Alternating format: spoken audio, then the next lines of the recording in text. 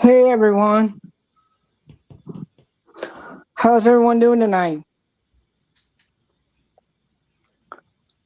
Hey Hi guys. Kid, hi Case by Case, hi Hi. JoJo. Hey Candy. Oh yeah, Candy's in chat. Hi Candy. Let's give it a few more minutes to see if anybody else wants to pop on. If not, they can catch it on the replay. Hey Yeah. guys. Hey guys, this is Case by Case. I don't know how many of y'all are familiar with Case by Case. She's got a channel, so if you guys want to sub to her, I would appreciate it. So anyway, I'm gonna hand the stage over to Amy. Let her introduce herself and tell you a little about herself, how she got into the YouTube true crime scene. Amy, take it away. Hey. Hey everybody. I'm Amy. I am excited to be here. Angel Eyes invited me on to talk about the Ashley Garth case. And I was more than willing to do that. Of course, you guys know if those of you who know me, you know how I am about Ashley. I know we were supposed to go live on Monday. I got called in for mandatory overtime, so we had to push it back to today. And anywho, thanks for being here. Happy Tuesday. And I'm seeing a lot of familiar faces in the chat. Thank you so much. Make sure you guys subscribe to Angel Eyes channel. And so this is the case. Ashley Garth's case is how I became a YouTube creator. I've always been an advocate, especially for the wrongfully convicted. When I started working, and Cherie's in the chat. Cherie is an attorney from Syracuse, New York. Cherie and I spent several years working very hard together on Ashley's case. And we've traveled to Delphi together, and we've visited Ashley in prison. But I originally got involved with Ashley's case following the Delphi case.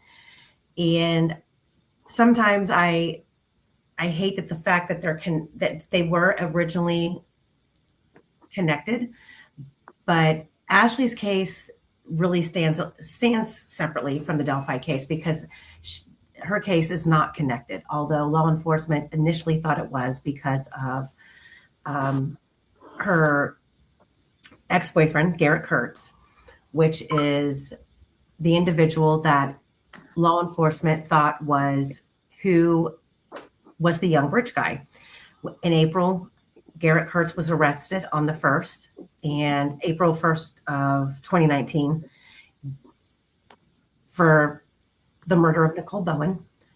And he had, in his interrogation video, had brought up the Delphi case, which obviously red flags went off, alarm bells started sounding. So the FBI was brought in, law enforcement from Carroll County ISP was brought in to start interviewing him, questioning him about his knowledge of the Delphi case.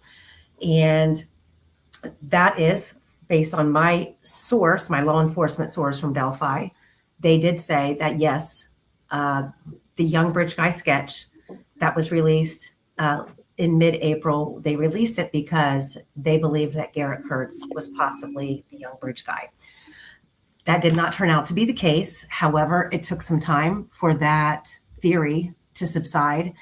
And in the meantime, Garrett Kurtz was pointing the finger at everybody else in the Nicole Bowen case. Ashley was one of them, mainly because she had told on him. She went to the police and told them that Garrett Kurtz is the one who did it.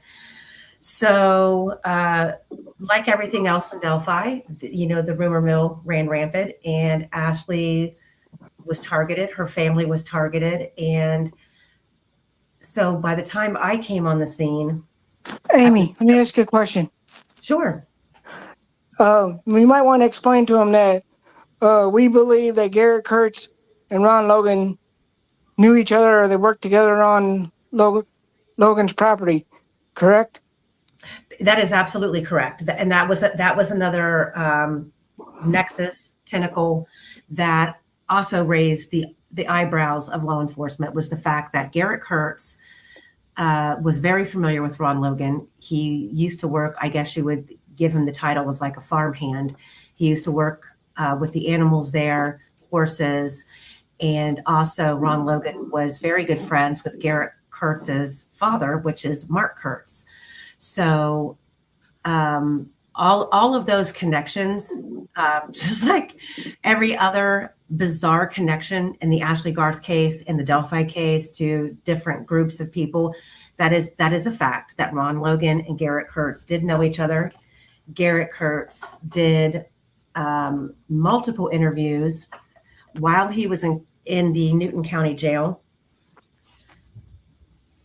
on a YouTube channel called Open Secrets. He did, I believe it's 32 interviews where he's discussing the Delphi case, and he's also discussing his relationship with Ron Logan.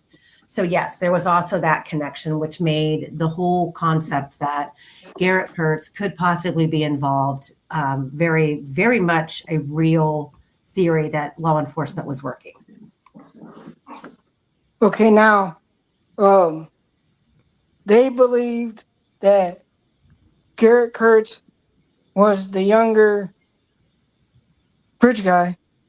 So how they ended up, I still, to this day, am confused about that one. About Alan?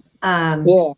Well, I do know that Garrett was interviewed numerous times, and law enforcement was doing the typical law enforcement things, telling him that, you know,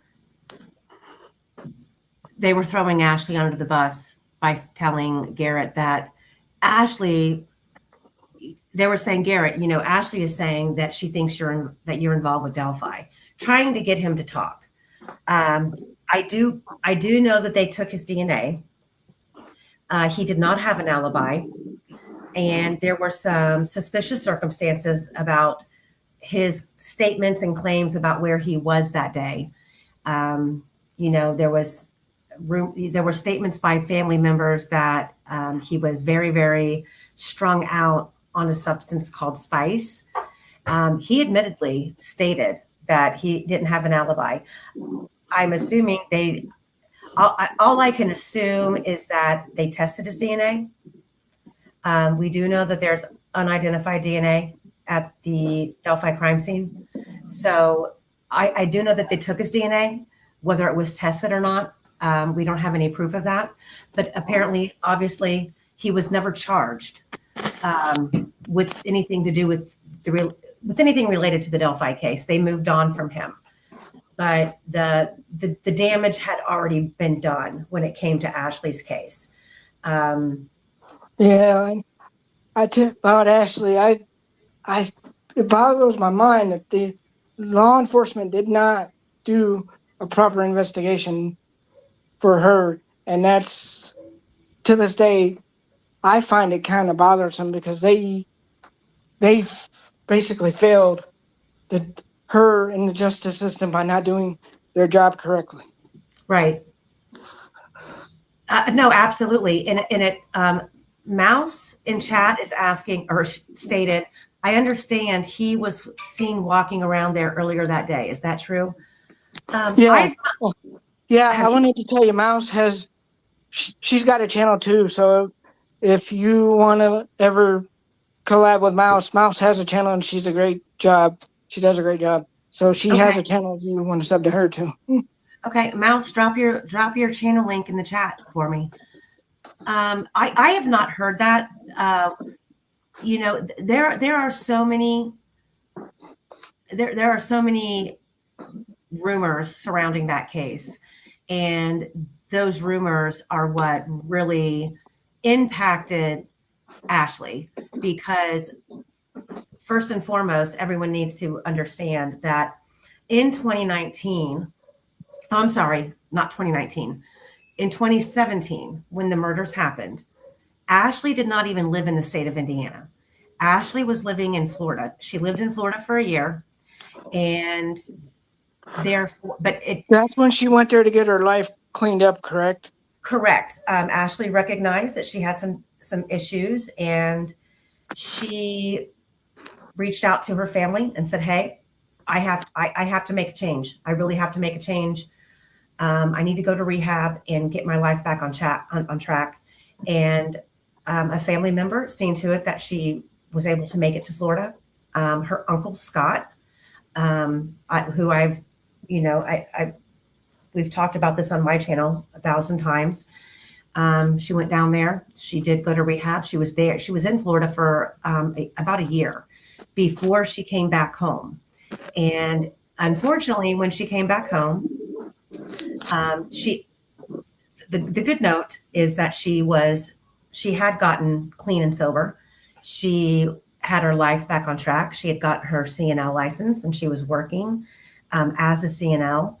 And Garrett, her ex-boyfriend, was just getting out of the, what is it called? Work release. So he was clean and sober at the time too. So I guess the two of them thought they could make another go of it. And it didn't take long for Garrett to spiral back into his old ways, which, so that Ashley came home in July. And by October, she was sporting double black eyes and a broken arm. Garrett was very violent. There was a lot of domestic violence. And by January, Ashley had broken things off and removed him from her home.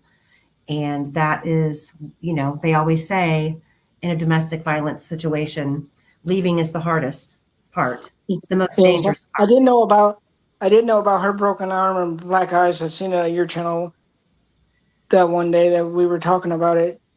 And I thought, man, he really treated her horribly.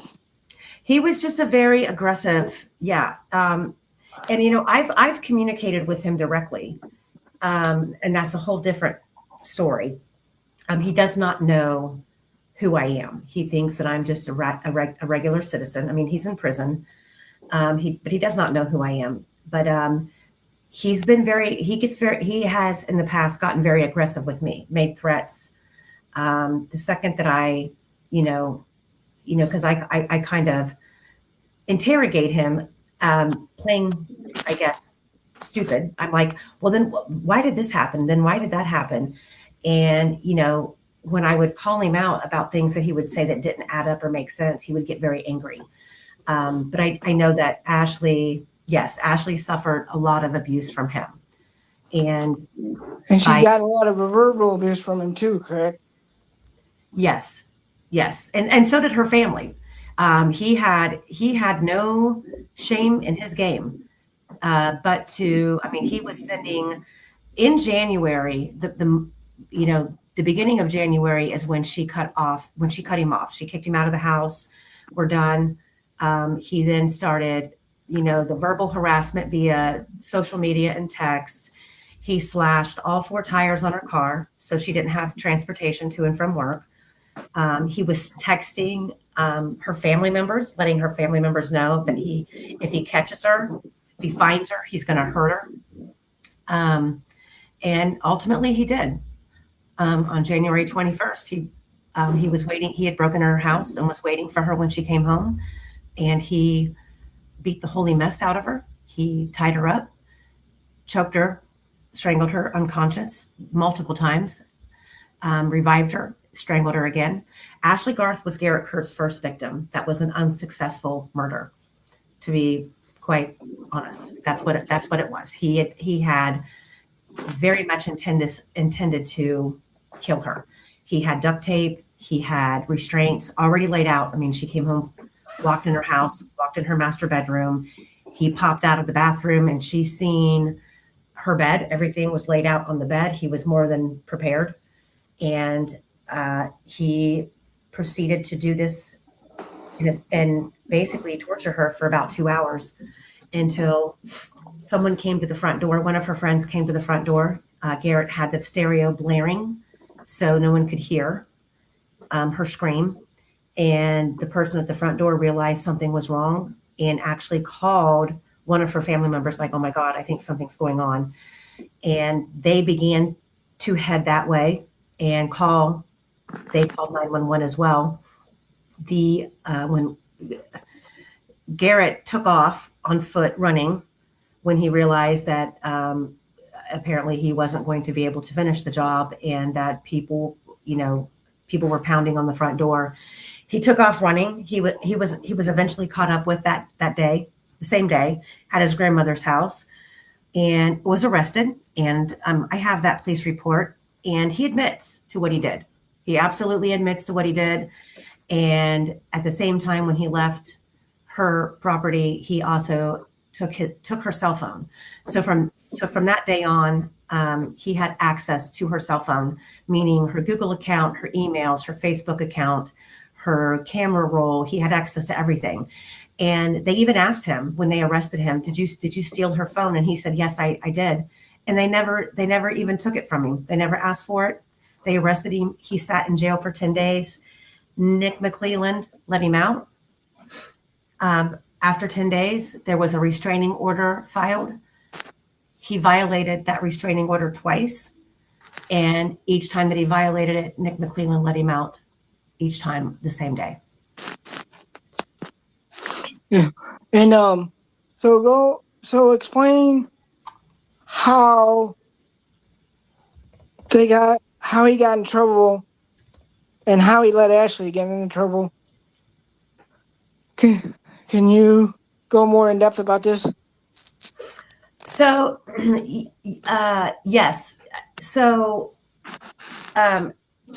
Garrett, so during the month of January, during that time, Garrett Kurtz had also, like most controlling, violent perpetrators, they continue to want to control their victim while they go on living their life. And that's what Garrett was doing.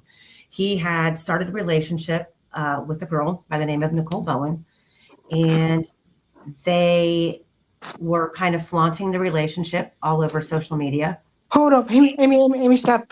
I see a comment from C Gnarly, which she goes by CC. She says, such incompetency. And I kind of agree with that, because this is incompetency by law enforcement. That's just my take on it. Yes, absolutely. Nick McClelland being in charge of the case. It ultimately came down to Nick McClelland being the one to file the charges against Garrett Kurtz, and Garrett Kurtz was not charged with breaking and entering. He wasn't charged with attempted murder. He wasn't charged with assault. He was charged with the lowest felony that someone can be charged with, which is a felony 6 of strangulation. That was it. So yes, absolute incompetency. I agree, CC. So Garrett and Nicole began a relationship. They were flaunting it all over social media. And, like most relationships that go south, the ex-girlfriend or the new girlfriend, tend to not like each other. That's very common. And Garrett was not doing either female any good service, because he was still trying to control Ashley, show up at Ashley's whenever he wanted, and cause problems like violating the restraining order, which both times law enforcement was called. Nicole, I believe, seen Ashley as a threat because she had been Garrett's longtime girlfriend from the past.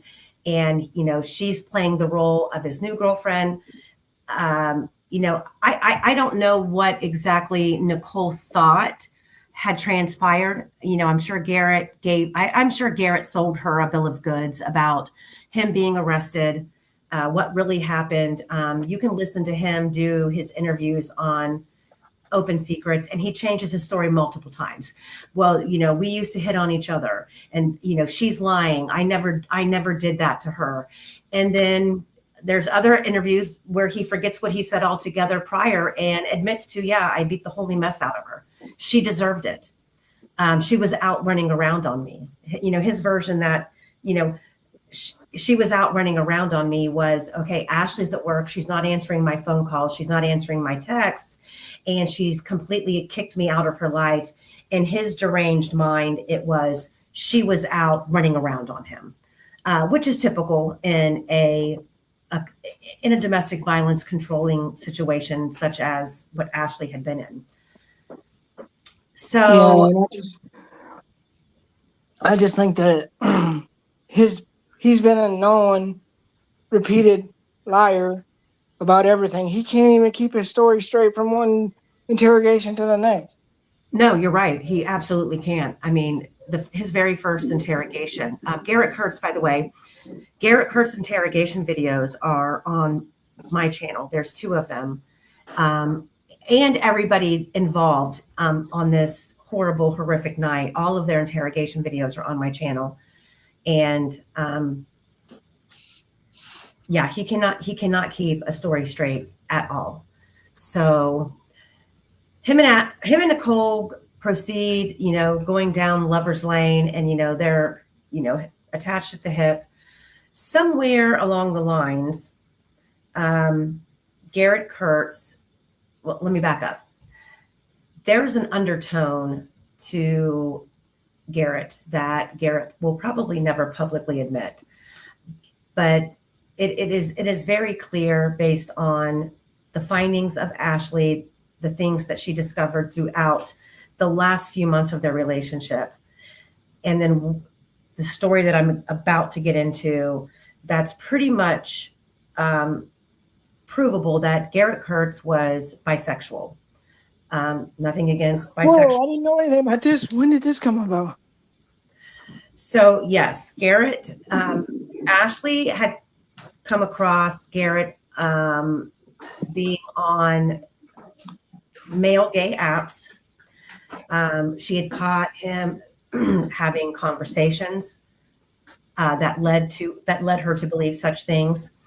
And at the beginning of March, Garrett had apparently been on an app called Tinder.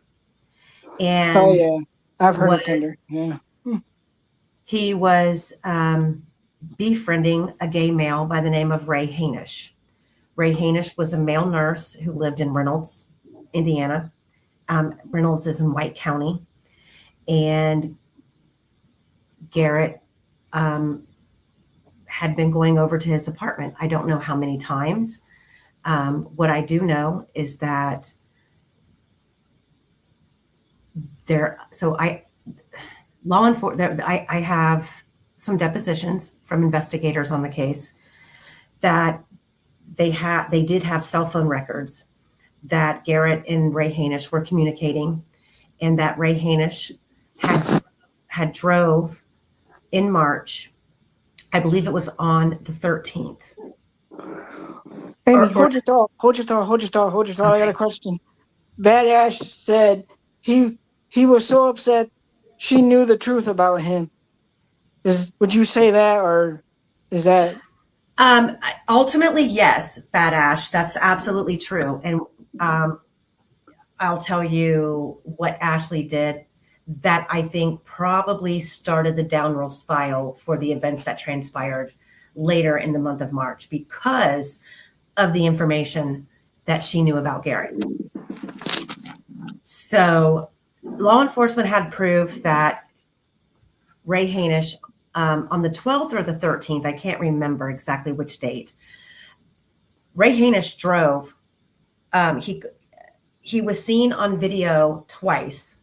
I think it was the 13th, the morning of the 13th. I'm almost positive it was the morning of March 13th, 2019. Ray Hainish was seen on video twice at a carryout. And one of those times that he was seen purchasing alcohol. His phone then traveled to Delphi in Carroll County, which is where they believe that Ray Hainish picked up Garrett Kurtz. And they went back to Ray's apartment. Ultimately, and I don't forget that this is on the 13th, and I'm gonna tell you how culpable Garrett is and how manipulative he is. So don't let me forget to go back to the 13th. But Okay. on the 14th, Nicole Bowen and Garrett Kurtz and another individual were pulled over in Ray Hainish's vehicle in Tippecanoe County on the evening of the 14th. Garrett did not have a license. There was methamphetamine in the car. There were scales in the car. There were syringes in the car. So they were arrested. Now, mind you, both of them have pending charges in the county next door, Carroll County. I'm not sure if that's where Nicole had pending charges, but I know that Garrett did in the strangulation and the violation of the restraining orders against Ashley. But they were arrested, taken to the Tippecanoe County Jail, and the car was impounded. So that's the 14th. On the 17th of March, Ray Hanish's body was found in his apartment, and he was dead. Yeah, I think I remember hearing you talk about this, and that was that his first one or second one? I can't remember.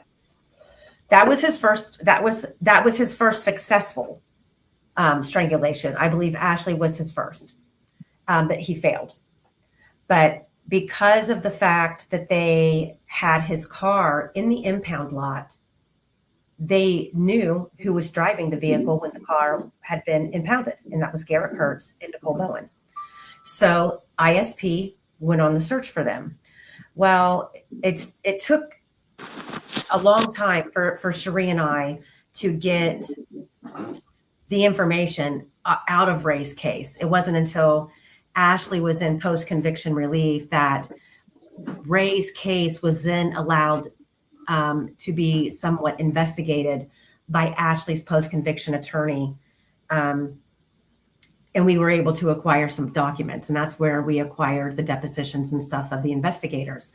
Well, come to find out, so when Ray Hanish picked up Garrett and took Garrett back to his apartment, they don't say when they believe the time of death was of Ray. However, they do reference in the one investigator, it's Detective Janke, references that Garrett Kurtz was text messaging Ray as if they weren't together, but the phones show that they were in the same location. And then somebody was using Ray's phone to respond. So it was kind of the suggestion was that Ray had already been killed. And as I guess Garrett was already trying to, create an alibi like they weren't together. So Garrett was texting Ray's phone. And then more than likely, Garrett was using Ray's phone to respond as if he was Ray, which in fact, it made no sense because the two of them were in the same apartment. Like, why would they be texting each other in the same apartment? And at that particular time, there did not seem to be anybody else present. Yeah, that's craziness to me. Well, I'm going to make an announcement. Ashley will be here around 6:45. So if y'all she'll be here in about 17 minutes. I just wanted to let everybody know she'll be here soon. Yep, she'll be calling in via from prison, and so if you guys have any questions for her, we can relay them. And just remember, chat. There's certain things that she's not allowed to discuss. So I would just suggest to keep your questions kind of, I guess, simple questions. I guess I would say. Yeah, and if she can't answer something, she'll tell us, or she'll defer, and she'll say, Amy, I don't know if I can answer that, but we should be good. But moving forward, to get to where the charges from Ashley came from. So Ray Hanish's body was found, and ISP was on the hunt for Garrett and Nicole. They showed up at Ashley's house, and they basically relayed to her why they're looking for him. They did not tell her that Ray was dead. They just informed her that Garrett was involved with a gay man, and he was involved in a relationship with him, and they were looking for him to question him for whatever reason. So that obviously, due to all of the harassment and, normal emotions come out. So what does Ashley do? Ashley took to Facebook and basically said, I told you guys and she called him some inappropriate names, calling him out about his sexual behavior. And of course, Garrett saw it. And that's what sent Garrett off. And Garrett ended up showing up. Ashley went to a friend's house and Garrett showed up there, attacked her again, to the point where he strangled her again, unconscious. However, there were people there who intervened. And basically, because there were people there as witnesses, screaming and yelling, she needs to go to the hospital right now. I mean, they were performing CPR on her. So they took her to the White County emergency room, and Garrett went there with her. And and Ashley, and I've asked Ashley this myself, why did you sit there in silence at the hospital? Why didn't you speak up and tell them what he had done? And she basically flat out told me, well, at that point, I was like, why? No one's going to do anything. He was sitting there telling me, just shut up. I'll take you home when you get out of here. Just shut up. She's like, she said, I was thinking that I was going to get out of the hospital and go home. And he told the hospital that she had been in an ATV accident.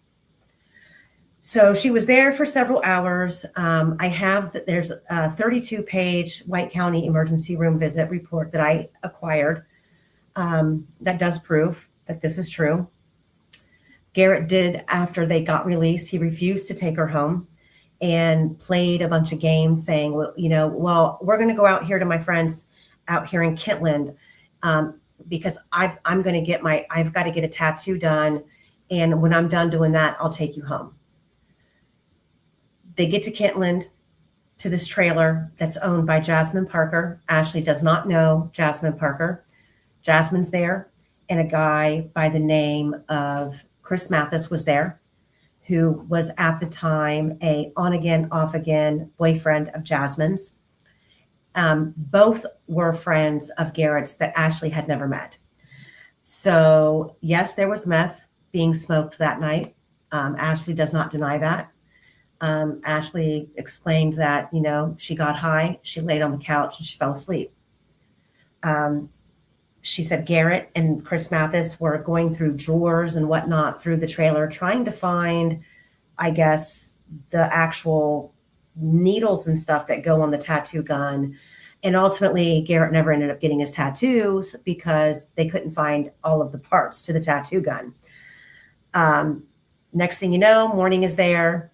Ashley wakes up. Chris Mathis is gone. And it's just Garrett Kurtz and Jasmine Parker in the trailer.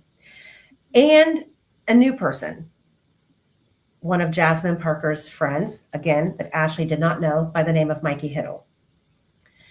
And when Ashley woke up, she was on the couch and she heard the voices coming from the back room. And she got up and she went back there. And that's when she encountered the three of them, Garrett, Jasmine, and Mikey.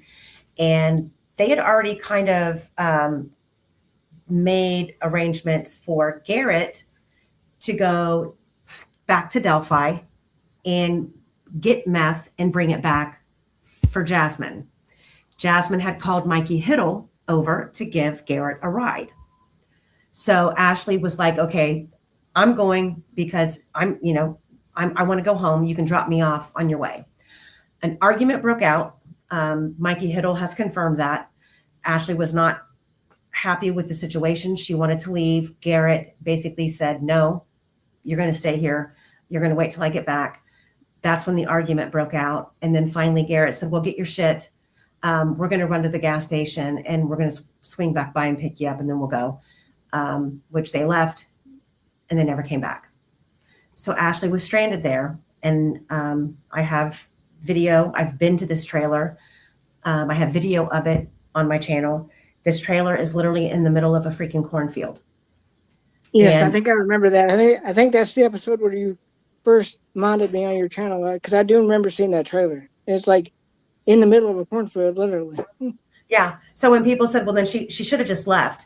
Well, no, it's not that simple. At nighttime, I mean, she was left there from about 11 o'clock in the morning, and Garrett didn't show back up until almost midnight.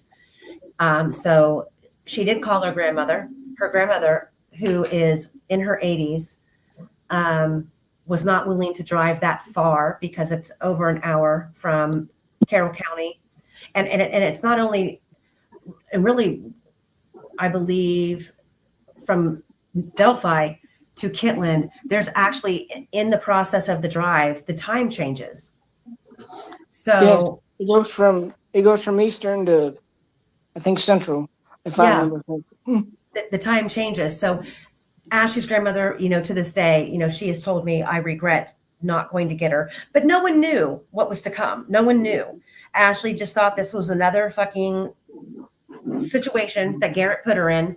And she was just, sitting there like feeling stupid. Like, I don't know this girl. I'm in her house.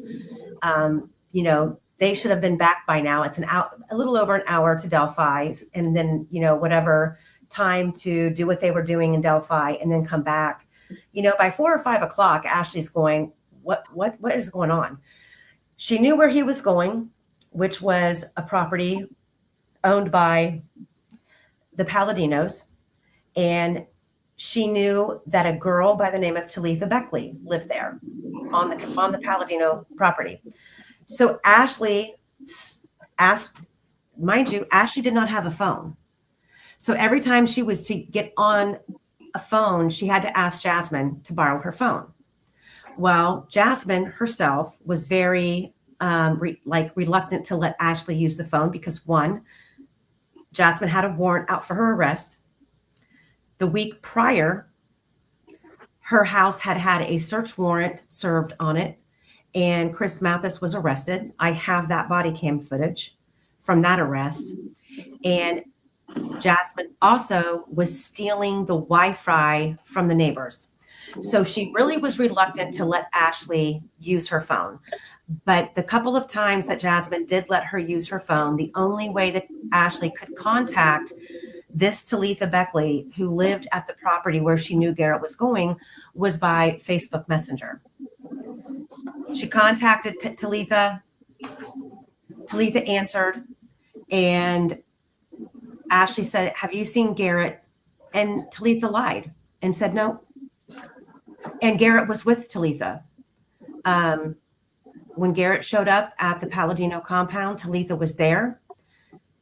He hooked up with Jason Palladino, got the meth that they were there to get. And lo and behold, as they're there pulling in the parking lot was Nicole Bowen. So Garrett hopped in Nicole's car. Talitha hopped in Mikey's Hiddle car, and they all went to Mikey Hiddle's apartment for the entire evening. And left Ashley there by herself. Left Ashley out in Kentland by herself. Mikey Hiddle lived in Rensselaer. So this whole entire night, Rensselaer's in the northern part of the state, because I used to go to a racetrack over by there, Shady Hill Speedway, and that's up by Chicago almost. So all of the distances in between each of these locations was extremely long. It was a good hour's drive. So, Ashley was calling Talitha, like, have you seen Garrett? He left me stuck out here. I think I'm in Kentland. Talitha's like, well, I'm sure he'll show back up. And the whole entire time, Talitha's with Garrett. So she's lying to Ashley. And then when Ashley attempted to call some more, Talitha blocked her from calling on Instant Messenger on Facebook. There's a lot more details, but because Ashley's going to be calling in here in the next 5 minutes, I'll keep it simple and straight to the point. Yeah, I was just looking at the clock. It's getting pretty close to her calling. So. Yep. So by the time, Ashley's sitting, here, we're almost at midnight at this point. And so Ashley is sitting back in the bedroom with Jasmine. I think Jasmine was back there. doing laundry, and she heard Garrett's voice. So immediately she stood up and she walked out of the bedroom, which immediately you're right into the kitchen. I have photos of all of this on my channel. The layout of the inside of the trailer. Can you drop your channel in chat, Amy, or no? Oh yeah, I can do that.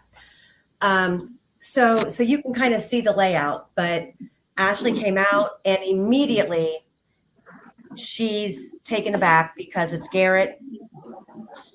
Nicole Bowen is with Garrett and Talitha Beckley. And as soon as Ashley and Nicole see each other, they're both like, what the F? Like Ashley's like, okay, I'm about to get jumped. And I think Nicole in her mind was probably thinking, I'm about to get jumped. Like this was a setup. Why would Garrett take Nicole Bowen to a place where Ashley was, knowing that, I think it was just 2 weeks prior to this, Garrett had announced on Facebook that him and Nicole were engaged. Ashley's not supposed to be there. She doesn't want to be there. She's there because Garrett pretty much forced her to go, and to not get beat up on, she just kind of was submissive and went after leaving the hospital. So, of course, Nicole charges at Ashley, hits her, a cat fight breaks out, hair pulling. Remember, hair pulling requires fingers grabbing the hair, grabbing the scalp. The fight doesn't even last 30 seconds, and Garrett breaks it up and puts Nicole Bowen in a chokehold, and literally with his forearm strangles her to death. And what everyone needs to understand is that when Garrett and Nicole were pulled over in Ray Hanish's car and they were taken back to the Tippecanoe County Police Station, Nicole began to spill the beans about she was trying to get out of trouble, willing to tell law enforcement who Garrett's meth connections were, et cetera, et cetera. And unfortunately, Garrett found out that she did this. So she was immediately labeled a snitch. The Palladinos labeled her a snitch, and they wanted Garrett to get rid of her. Garrett is the one who introduced Nicole Bowen to the Palladino drug scene. And so they held pretty much Garrett responsible. And so none of that had anything to do with Ashley. At this point in time, Ashley didn't even know that there was another That was person. my next question. Ashley didn't even know that he basically put her in a chokehold. No, Ashley was standing right there when he put her in the chokehold. He broke up the fight. Like that was his way of breaking up the fight. He reached in, grabbed Nicole, and put her in a chokehold, and didn't stop choking. In his second interrogation video, he describes choking Nicole and that it took about 10 to 12 minutes to kill her. Okay, Amy, Smokey, Robin wants to know, why didn't all this come out at her trial? ? So, the motive for Garrett killing Nicole. So, Garrett was never charged with Ray Hanish's murder, even though they knew he was the one who did it. They had his DNA at the crime scene. They waited over a year after Ashley's trial to charge him with the murder of Ray Hanish. In fact, law enforcement and Robert Guy, who is the prosecutor of White County, led the public to believe and led Ray Hanish's family to believe that Ray died of natural causes. You can't make this up. Yep. You can't make this up. It was in the news. They thought that Ray had died from natural causes. However, when Ray was found, Ray was found tied up with a ligature with a ligature around his neck. His apartment was destroyed. His car had been stolen. His TV had been stolen. But because Garrett was not charged, they would not allow any of Ray's case to be allowed at Ashley's trial. Well, did you see Mouse's comment? Garrett pled guilty, but Ashley went to trial, right? Correct. Yes. Hello? Hello? Hi. Hi. Hi, Ashley. Hey. How you doing? I'm well. How are you? I'm doing fine. Thanks for coming on. I appreciate you. Yeah, thanks for covering my case. I appreciate you. Yeah. So how have you been doing lately? Let me just start with that question. Do what? So how you been doing lately? He asked how have you been doing lately? Oh, well, I work a lot, so it helps pass the time. How's your job going? Do you want to tell him what you do? Yeah, I work in it's called community outreach. It's a nonprofit. We make things for nonprofit organizations, like everything that we make, like quilts or dog beds or bags, comes in as a donation, and we make them and send them out to these organizations that get to auction or sell them for money, and we don't get any of the profit back in. So everybody in chat saying hello. Oh yeah, they're saying hello, Ashley. Hey. Yeah. So I just kind of gave everybody, the brief overview of your case and explained, I explained Ray's case not being permitted in your trial.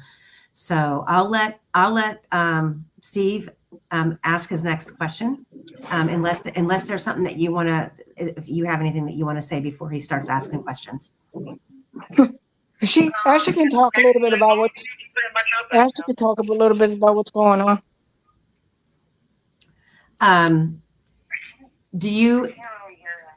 She's having a hard time hearing you, so I'll kind of be the relay.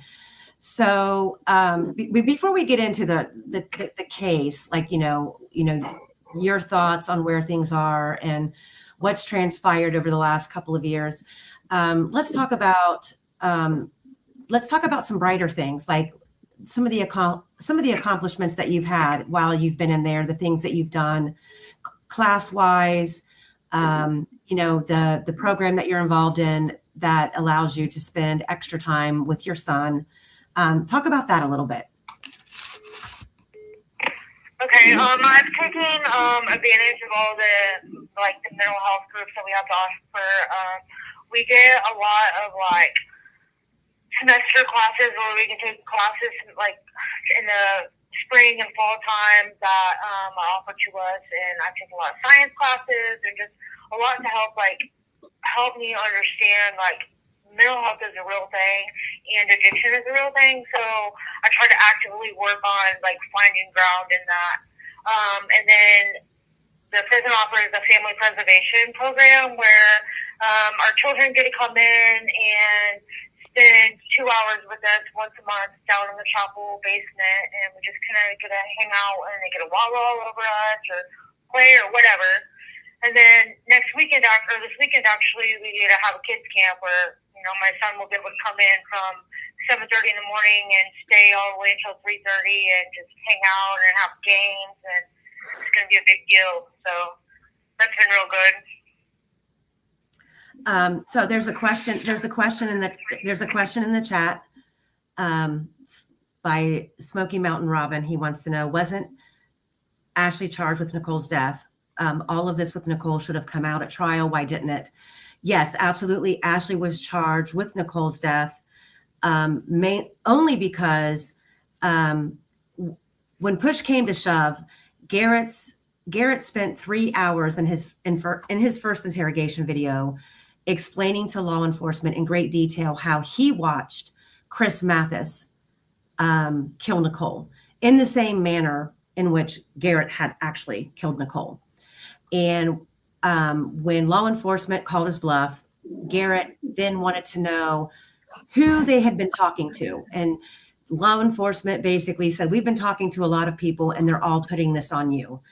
And Garrett then asked, have you talked to Ashley? And they said, we've talked. Garrett put 2 and 2 together, and he knew Ashley would have been the one to tell on him. So immediately his story changed again, where he implicated Ashley in helping him, that Ashley participated killing Nicole. That's where the charges came from. Originally, Jeff Dorinsky, the prosecutor from Newton County, had stated publicly that he was going to charge Garrett and pursue life in prison without parole. But because Garrett agreed to testify against Ashley, he took a plea deal of 55 years. But didn't Kurtz write a letter to her in prison through? Do I remember hearing that correct? That he wrote her in prison, or no?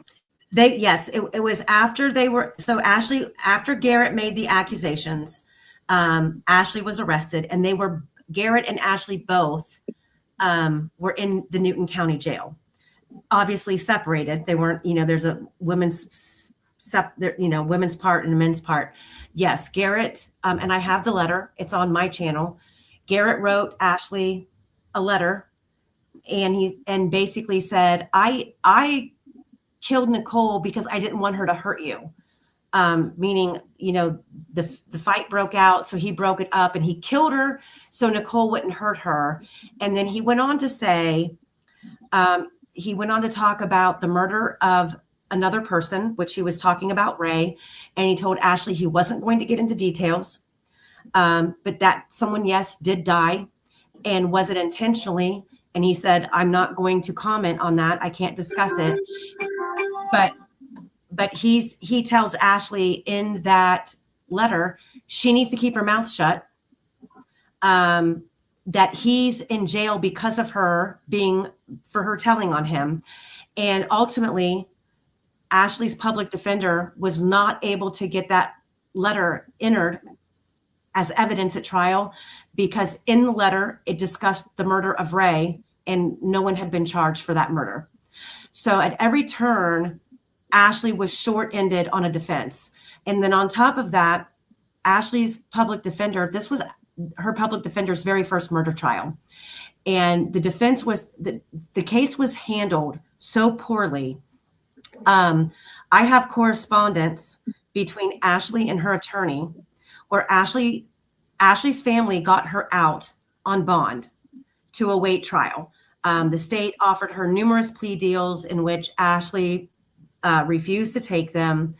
The state tried every which way to hem her up, and Ashley just was willing to go to trial. That's kind of the mindset of most innocent people. Screw this, I'm going to fight it, and I can win because I'm innocent. Leading up to the trial, Ashley contacted her attorney. I have the emails where Ashley is trying to get her attorney to meet with her to discuss the case. Her attorney keeps putting her off and says, well, we'll do that when we get closer to trial. We'll do that when we get closer to trial. The week before trial, Ashley, do you want to tell them what your attorney did? Is this in regards to trying to give me the manslaughter fee? This is about the discovery. This is about the week before trial and about the discovery. Oh, the discovery. Yeah, she gave me my discovery in a box with the flash drives and discs to view, and if I had any questions, to just let her know. for me to go over by myself. And most of the stuff didn't even work. Like, I had no way to really access it. I had no idea what I was looking at. Yeah, I didn't know what I was supposed to be looking for. A lot of it seemed to be useless information to me, which it turned out there was a lot of stuff that I actually could use to help me. But she never would. She kept putting me off. Like, she never actually followed through with needing me to go over any of it. So ultimately, her attorney sent her home with her box of discovery, and I can tell you firsthand that a lot of that discovery that I have obtained, and others who've helped me along the way in Ashley's case, when we got prime example, when I was able to finally get all of the interrogation videos, I had to do a FOIA request and get those. When I got them, they were not viewable on any program that I had on my computer. And I was fortunate enough to have some people that I was able to send these to, and they were able to basically crack the programs that they were like encrypted in to get them to play. So Ashley took home a bunch of files that half of it she couldn't even access, and was expected to review her own discovery in her case. And then I apparently Ashley was supposed to go back to her attorney and give her attorney direction, like, okay, well, this is what we need to do. Yeah, that's not how this is supposed to work at all. You are, your constitutional rights guarantee. So somebody put in here that, so basically she had ineffective counsel, in other words. Absolutely ineffective assistance of counsel, not once, but twice.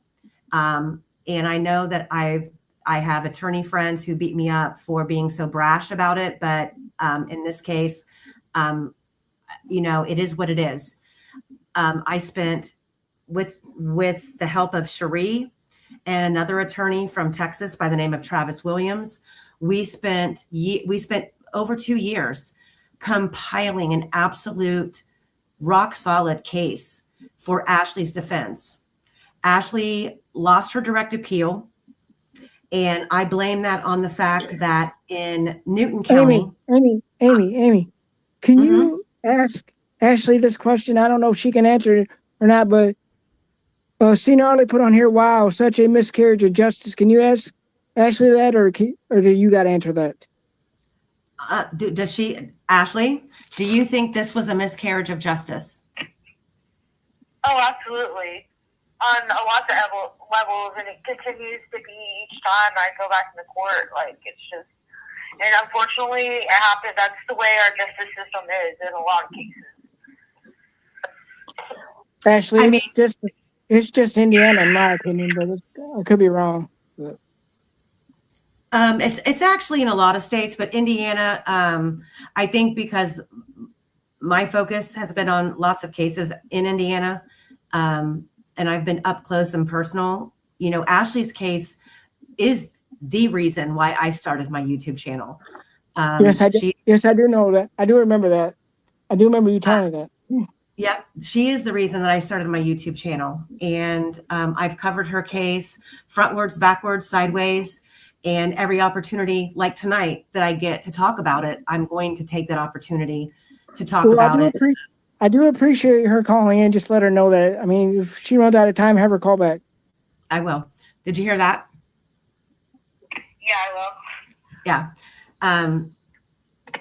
So in Indiana, for those of you who don't know how the process works, every county is a little bit different. So in Newton County, the way that it works is if you are convicted and you're found guilty, your trial attorney is permitted to also represent you in your direct appeal. And hold up, I got a question for Ashley again. Sorry, Amy. I hope I'm not making you mad. Miles wants to know, Ashley, have all your appeals been exhausted yet? No, not exactly. We have some things in the works right now, and I also still have my habeas corpus, which is federal. So yeah, no, her path to relief is not exhausted. And you know, we're still fighting the good fight. It's awful how slow the process takes. And Yes, I know. As we've been talking, I've been getting more and more frustrated by her case the more you and I talk about it. yeah, it's very frustrating.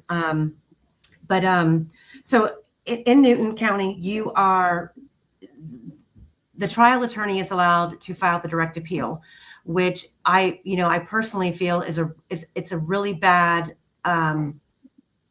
it's a really bad way for a direct appeal to be filed, simply because a trial attorney who has lost the case is not going to incorporate their failures as an attorney when filing the appeal. So Lori James was the one to file Ashley's direct appeal, which of course it was denied. It was very limited in its scope. There wasn't a lot of effort put into filing the appeal, therefore it was denied.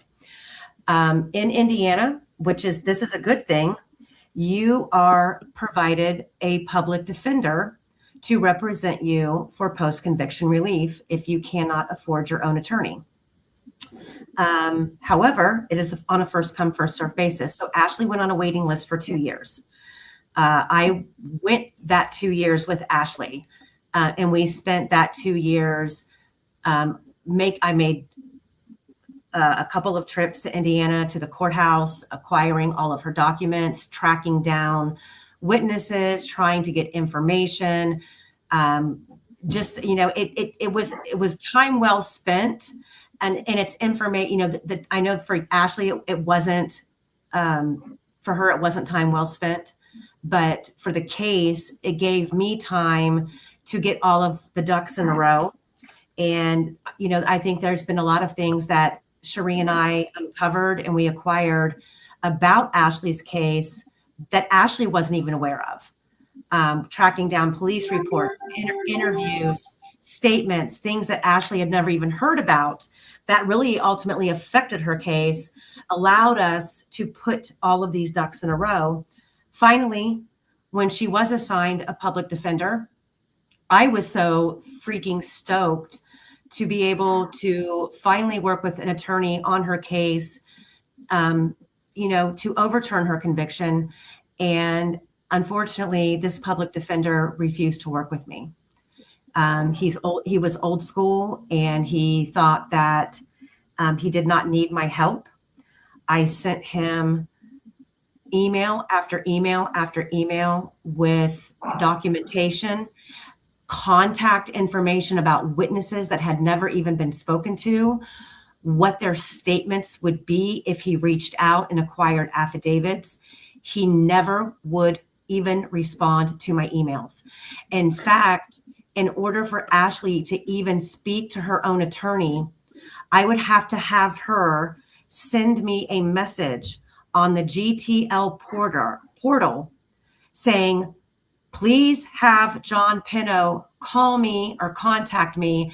And if I forwarded him a screenshot of Ashley herself requesting he contact her, then he would. But otherwise, he would not respond to me. And I even was power of attorney. I'm still power of attorney of Ashley's. And he refused to speak to me. Okay, well, Candy wants to know, a defense attorney that ignores things that helps them defend really bothers me not trying. Absolutely.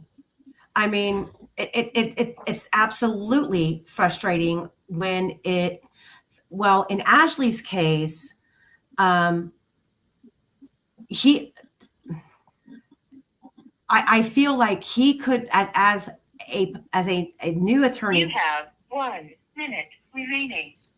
Call her to call back. Tell her to call back. All right. Bye. Okay. Bye. I felt that we had set John Pinto up in a great position. He didn't have to do a lot of work. Everything was pretty much at his fingertips. All he had to do was read it and then do his job. And he Mouse, she's calling. Mouse, she's calling back. Don't worry. yeah, We she's told her gonna to call back, so she'll be back. So, you know, there were a lot of things that he did not do.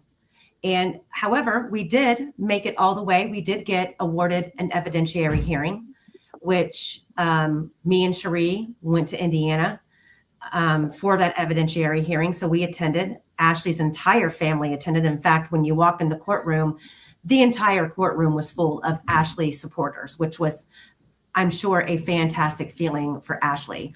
But Ashley is a very sensitive person. And this was such a emotional moment for her. And I'm going to cry, knowing how much hope she had walking into this hearing. She walked into this hearing crying, just nerves and emotions taking over. And John Pinto didn't do a bad job. He did a short job. He would have done a much better job if he would have been more thorough and knew the case as I expected him to know the case. And he should have known the case. You would think an attorney that's on the defense would do their due diligence before they go to the courthouse. That, to me, was not a good option for the attorney. He should have done his homework before he went to court that day. Yeah, Ashley, I was just describing the courtroom at your evidentiary hearing, just all of the people and the emotions that you were feeling. You want to talk about that a little bit? Well, it was hard for me not to cry because there was more people for me there than there was on my actual trial. But it was good. And that, you know, there were good points that John Pinto made. He actually did file ineffective assistance of counsel on Ashley's trial attorney. She was called to the stand. But the points that he argued weren't the strong points of the ineffective assistance of counsel. He was raising the argument about the Ray Hainish case not being admitted, which in fact, that was one thing that wasn't her fault, because she did try to get the Ray Hainish case brought into Ashley's case, and it was the judge's decision to deny that. So that wasn't the strongest ineffective assistance of counsel claim that could have been raised. There were probably another 20 issues that could have been raised, not saying that, you know, John Pinto should have raised them all, but there were other strong elements that could have been raised. Ultimately, I do have to say this because this was one thing, and I think that Cherie and I both were like, oh my God, yes. Oh my God, yes. The second we left the hearing, we felt good about this, was because Judge Mueller, who was also Ashley's trial attorney, is the one he was the one over the evidentiary hearing, had never seen all of the documentation about the January 19th strangulation case that was against Garrett, because Nick McClelland dropped those charges. Garrett Did they know? Did he know that he tried to strangle Ashley too, or he just ignored that too? He didn't know. During her trial, he did not know. But John Pinto was able to raise, that was the first thing that was entered at that hearing. And the judge says, whoa, wait. So you're telling me Ashley was a victim of Garrett Kurtz? And John Pinto was like, yes. And we thought that was like the cowbell being rung. Like, now he's paying attention. And the son of a bitch. Yeah, everybody was pretty baffled. Yeah, like he had no idea. What'd you say? I didn't hear. What'd you say? What'd you say, Ash? Everybody was pretty baffled about it, like in awe, like, whoa. Yeah, like Ashley, I'm baffled by it too, because that should have been that should have been in the first trial, you would think. Yeah, it should have been. It should have been front and center. It should have been. Again, her trial attorney did not take any time to know her case, and that is the problem with a lot of these cases that I'm discovering when it comes to wrongful convictions. You know, it takes more than a body showing up and sitting at a table next to a defendant. And I understand the work is grueling, and I understand, you know, think about this. Ashley had to wait. The logs are so backed up that Ashley had to wait 2 years just to get assigned an attorney. Then you have to go, and from that point, you have to go through the wait again of that attorney getting acclimated to your case. So that's a long time to sit and wait. So for a defendant, when they walk into court, they have been sitting, waiting, twiddling their thumbs, praying to God that the person that's been entrusted with their future and their life is holding that in high esteem. And when they fail to do that, it's devastating. It's absolutely devastating when there's so many things that could have been done to prevent, you know, a 48-year sentence on the words of a 2-time convicted murderer. To me, this is just my opinion. It's outrageous to even begin with that she got that long to begin with. She shouldn't have got no time, in my opinion. But to get 48 years is ridiculous. So Ashley, so I don't want to go, you know, I don't want to go over all of the trial and court stuff. You know, you don't get a chance to speak very often. Is there anything that you want to say about your case, about you personally, about your future, what your dreams are going forward, in the hopes that we are successful with the avenues that we're pursuing right now, which those avenues we cannot discuss. But Ashley, we do have things in the works that we are pursuing different avenues. We cannot talk about those, but I just want you to be able to have the floor for a minute and say what you want to say. Yes, tell her to take the floor for a minute. She can have 5 minutes if she wants. I mean, my ultimate goal is to get out and, you know, be with my family, really, but to be a better person than when I came in here. Because, you know, me sitting down and finding myself and finding, like, who I really am, I'm a great-ass person. And I have a lot to offer to people. And I also want to help, I want to help somebody else not be put in the position that I was put in.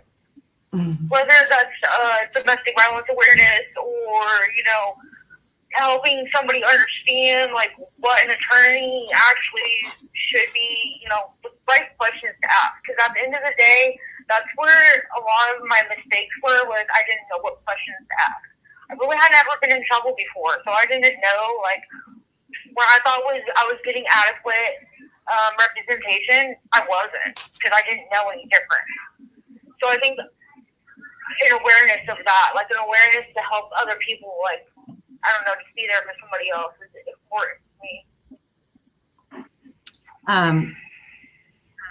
me. And you are a great ass person. You really are. And Actually, you're a great person. Me and Amy, I don't know if I should say this, but we've been talking about your case quite often. And so we're here for you, Ashley. I'll put it to you like that. Yeah, and I really appreciate that. I mean, at the end of the day, like, I can't really worry about what other people think, but I can prove all the people wrong about, you know, bad shit that they say about me because I'm not that person. You know, do you want to? Oh, go ahead, Steve. You know, the part that bothers me the most about this is she's missing time away from her son, and it breaks my heart that she's missing so much time away from her son. He's growing, and she's sitting there, and they're not doing.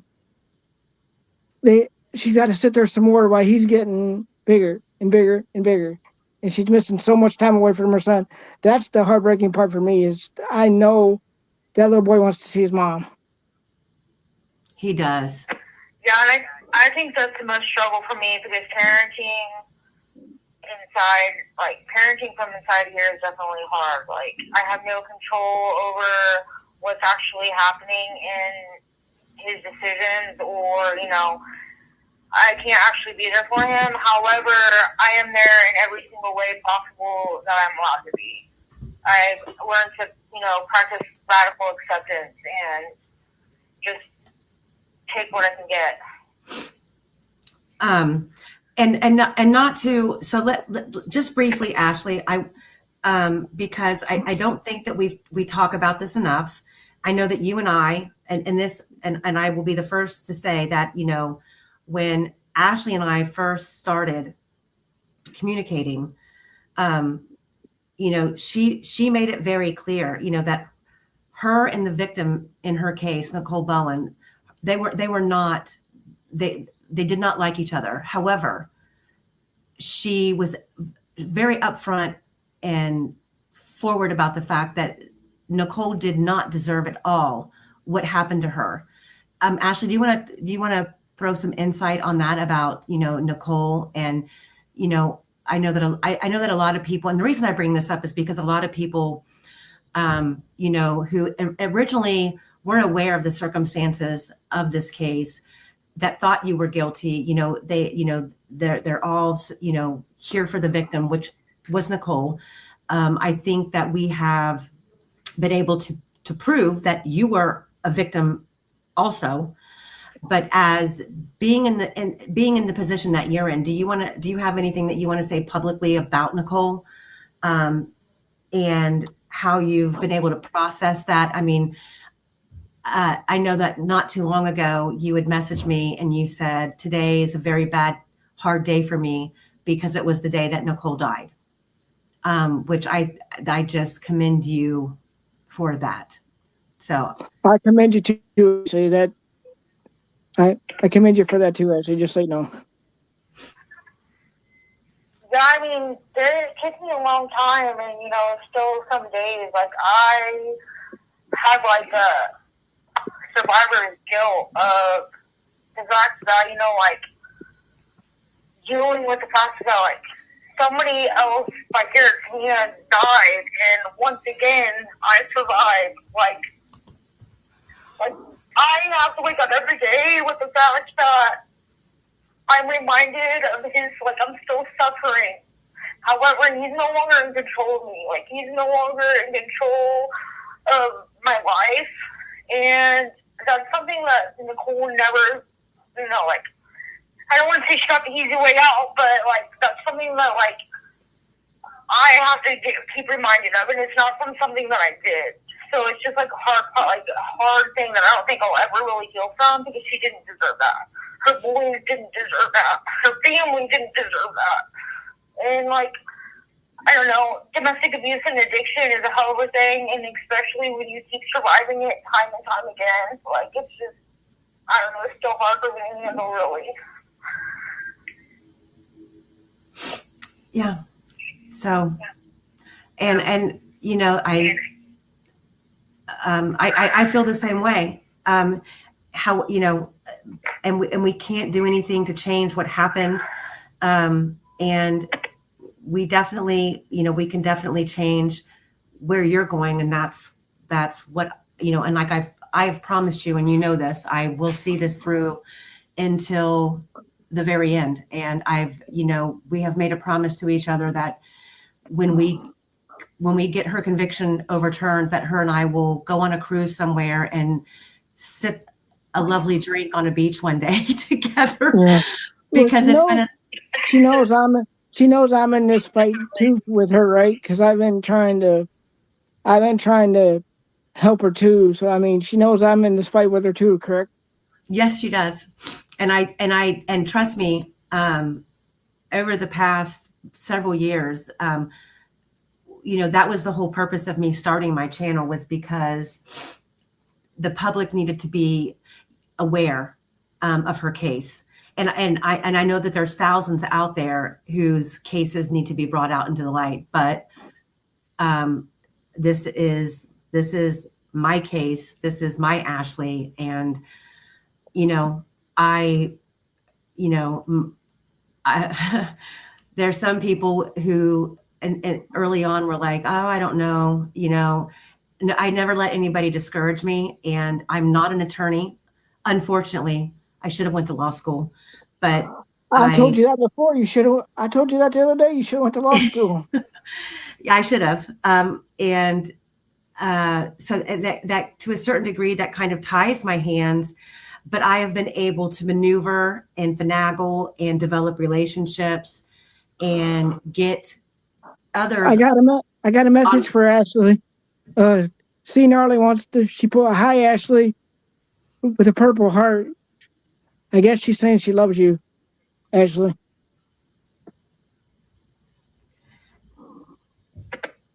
I didn't hear what you said. He just said people in chat are sending hearts and saying, and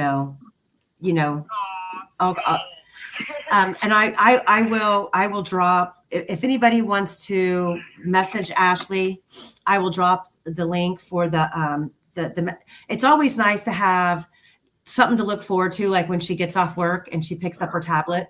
Although I will warn you, the app does not work great. But if you're lucky enough to figure it out and are able to utilize it, she would love to hear from you guys.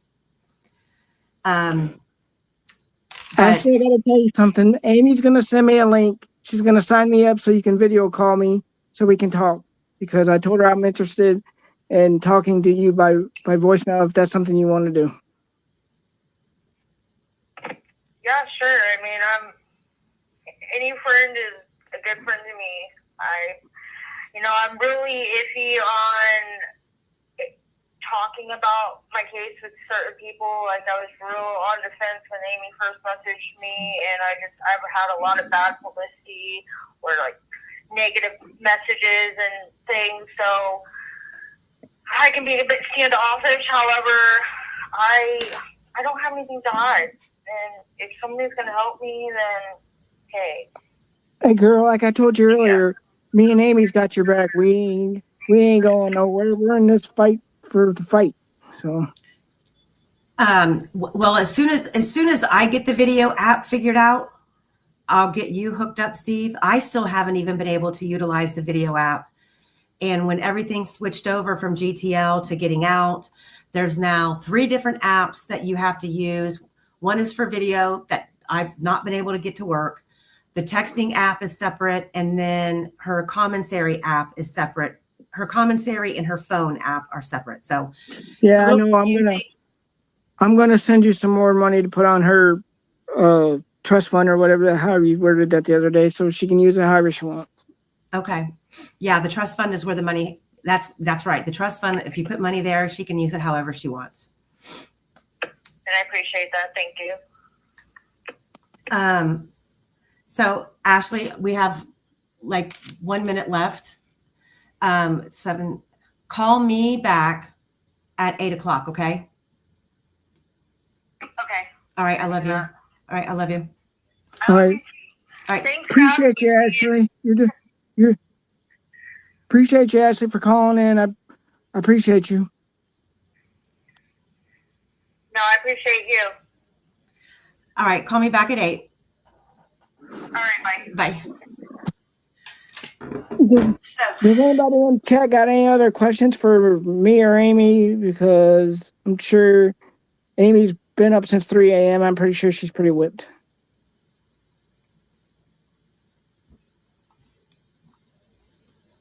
I will drop. So to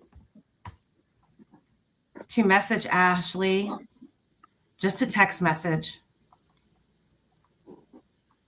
You have to download this app. I'm going to drop the link in there. It's called Getting Out. You have to create an account. That's what you sent me. That's what you sent me that one time when I first put the money on it, and it took her forever to get it. And I was like, what the heck's taking so long? Well, that's because the Getting Out app is for texting only. Hold on, and I will drop the GTL app. Yeah, the GTO app. That's what I meant. The GTO app. That's the one I sent her the money on. It took her forever to get it. It's called Connect.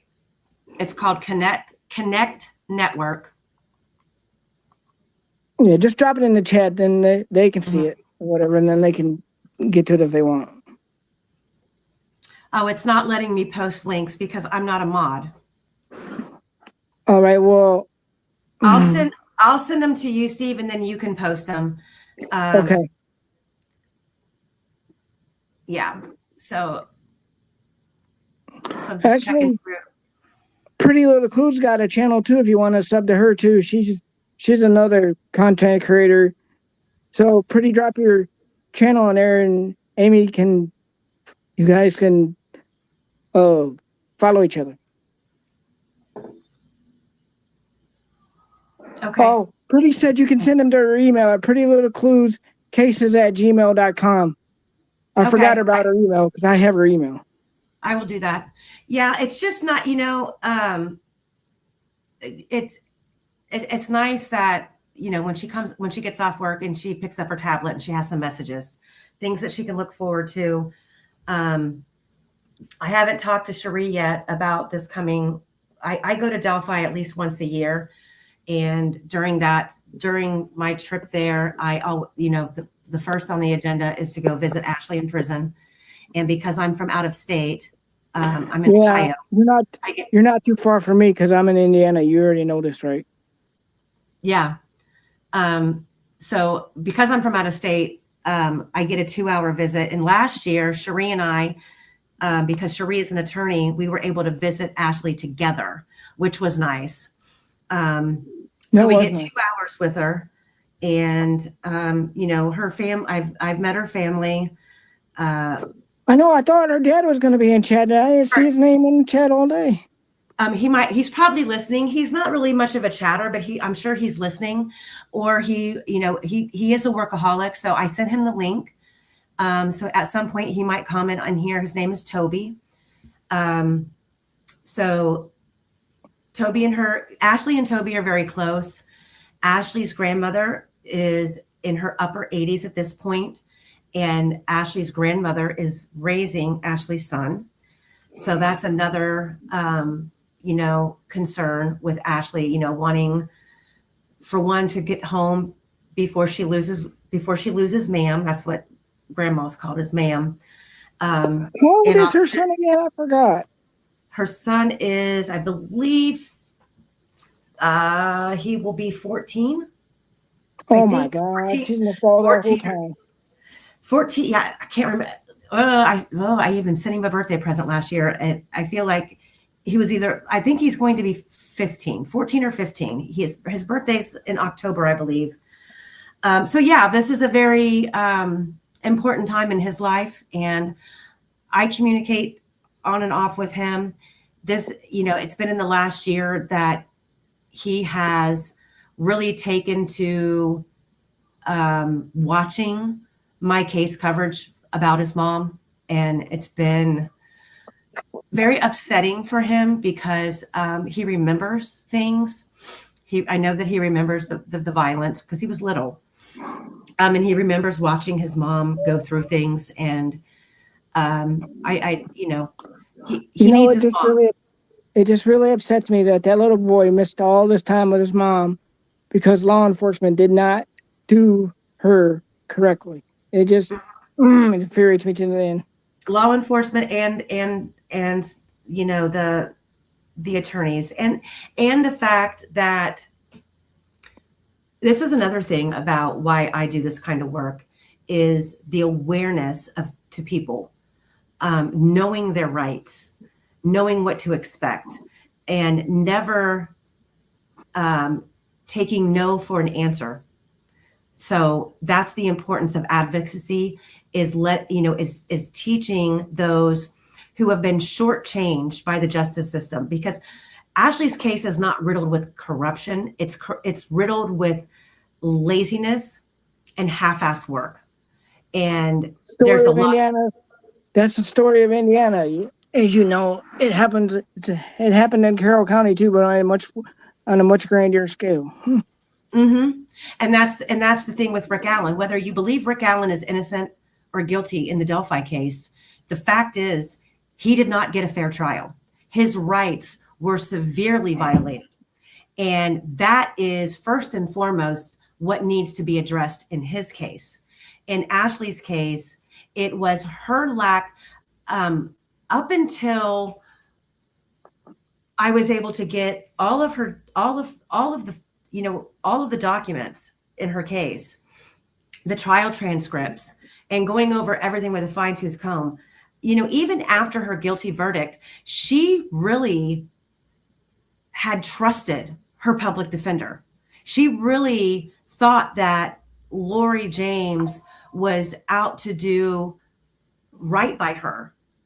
And I'm not saying that Lori James went to bed every night thinking, how can I screw my client? What she didn't do was do her job. She didn't investigate. This was, I think it was a little bit of an overwhelming first-time murder case for her. There were a handful of people there, so they were co-defendants. You're dealing with another murder that is not being allowed into her case. There are plea deals being offered hand over fist that Ashley's refusing to take. So I just feel like she was way in over her head. However, that is an ineffective assistance of counsel.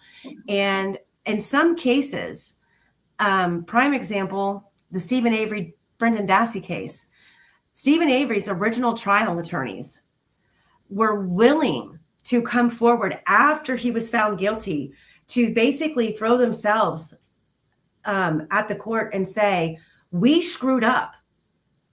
Don't hold it against our client. We screwed up. We were ineffective. We missed things. We didn't realize how important this part of the case was, and we overlooked it.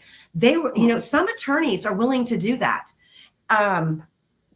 And because at the end of the day, even if a higher court deems an attorney ineffective at the lower level, like a trial attorney, we're going to overturn this conviction because you were ineffective. There's no repercussions to that attorney if a higher court deems them ineffective. It's just, okay. Yeah, they didn't agree with my work. I'll move on. So, for a trial attorney to do the right thing when there's more evidence that comes out in the future that they missed, I would like to see more attorneys do the right thing and, come forward and say, yeah, I screwed up and my client paid for it. Yeah, but there's got to be some repercussion somehow to the police department down there where she's at, because they just were lazy as shit and did not do a damn thing. Pardon my French, but damn it, they didn't help her in any way. That's, sometimes you get that.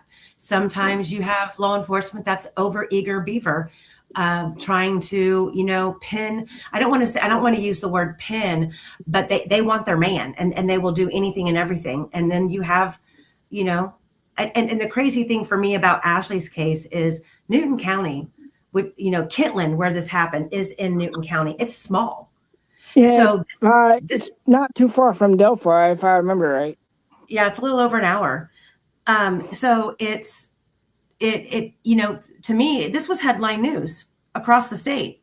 And then it became even bigger news when Garrett Kurtz became a suspect in the Delphi case. So why law enforcement didn't, continue to dig and, do a better job than what they did. I think I think Ashley was the sacrificial lamb in this case. They knew Garrett Kurtz. Like I told you yesterday when we did our pre, I don't even know the right word. I don't even remember what I was going to say. Never mind. I lost my train of thought. Never mind. Keep going. Okay. No, they had their man. They knew who did it, but Ashley was going to be the fall girl. That's what I was trying to find. That put on trial. Yep. Ashley was a fall girl. Yeah, that's it. Since she's a girl, she was a fall girl. Yep. So, well, I need to hop off unless you guys have any other questions. Steve, you guys have any more questions for Ashley or me? I mean, Amy or me, or Does anybody else want to pop on? I could send the link or whatever, and somebody else can pop on and we could chat about anything. Pretty Little Clues, I see you're down there. You want to pop on? Well, I'm going to exit so I can get some stuff done, and then I'm going to take a call from Ashley at 8 o'clock, and then I'm going to go to bed for work. So thank you so much for having me. I'm so excited for you starting to grow your channel. That's awesome. And I think you'll do a good job. I got up this morning and seen I was at 112, and I thought, holy cow, my channel I started this was at 2, and now it's at 112. Well, Pretty Little Clues, she was instrumental in it. You're instrumental in it. Army vet. There's so many people that were instrumental in helping my channel grow that I got so many people to thank for that. Well, good luck with it. And if you ever need anything, just let me know. And I will see you next time because Steve's a mod on my channel. So thanks for having me. It was nice meeting all of you in chat. And I look forward to maybe being a guest again. Thank you. All right. I'll have you back. That's no question. Okay. All right. Bye. All right. Bye-bye. Anybody else want to pop on and talk about another case, or y'all I could send a link?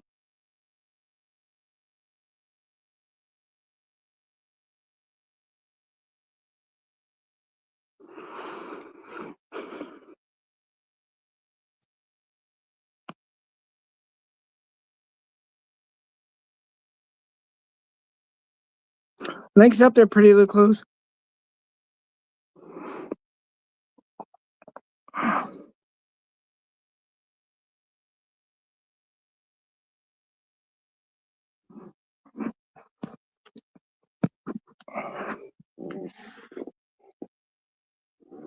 Hey. Hey, How are you? Good. How are you doing tonight? I'm all right. How are you? Yeah. So, what do you want to talk about? Nancy Grace, Little Lord Fauntleroy, anything you want to talk about? The floor is yours. Oh, not anything specific. I just wanted to come say hi and tell you that you did a great job. I'm sorry I was late. Just got home from It's work fine. and finished eating. It's fine. What did you eat tonight? Did you have something good? Because the only thing I had was leftover, like, manwich hamburger stuff. Cheese tortellini. Hey, your friend's on here now. I'll let him on. Gosh. Hey, I know him. You know me, do you? I mean, A bit. badass. I meant Nancy Guthrie. You know what I meant. Nancy who? There's no such thing as a Nancy. Whoa, you are echoey. Who is me or him? You have to mute yourself in the other one.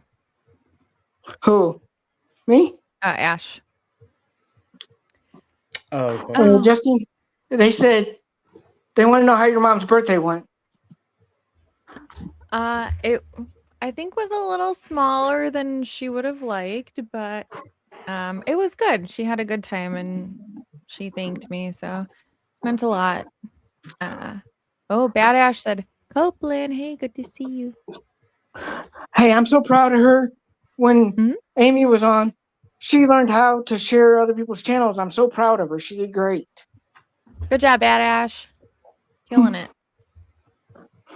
So do you want to talk about Nancy Guthrie? Or you want to talk about Little Lord Fauntleroy? Because I don't know if you were on the other day when I was on doing a short.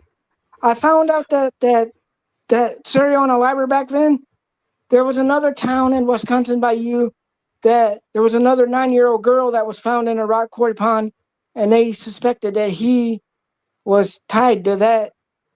So they think there's a correlation between the two. I saw Doug was in here. Hi, Dougie. Dougie, I miss you. I don't know where you been.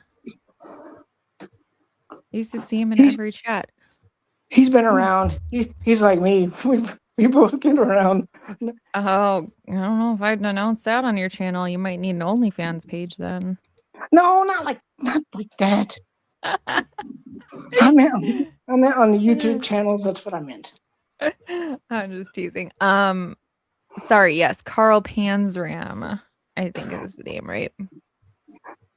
They think that there's a correlation. I don't know if you can follow up on that since you live in Wisconsin, but I did find that out that they found a 9-year-old girl in a rock quarry pond, and I can't pronounce it or say it, but it's WAWVONA or something like the Wisconsin. Let me look it There's up. a rock quarry pond that a 9-year-old girl was found in, and they had the same exact ligature marks that little boy Fauntleroy had. Hmm. So do you think that that alone makes him the guilty party? No, I mean, definitely provides further evidence, that he could have had involvement, but I mean, unless there would be some DNA or something tying him to it where he could be convicted in a court now, I mean, there's really no way to definitively say yes or no. And he's probably long since passed away, right? So Yeah, it's only been like 110 years or something by now, ain't it? 105 for little Lord Fauntleroy. And Ash thinks it's funny the way I say it. Do I? Oh no, 857. Who is the was one gonna who said? say, Yeah, 857. 857. He's like, say it. He likes how you said little Lord Fauntleroy. Did you show him the whole video or just that short? He went on his own fruition and found that. So I think he just showed the short. No, so he didn't know the rest of it when you went to.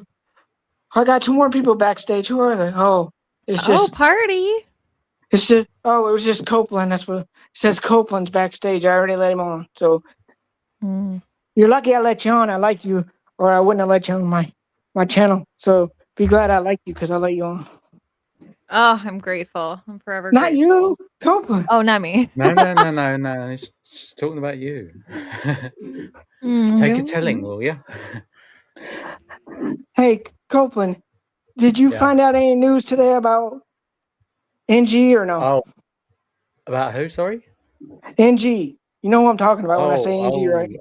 There's Why are you using initials for her name? Do we not say it here?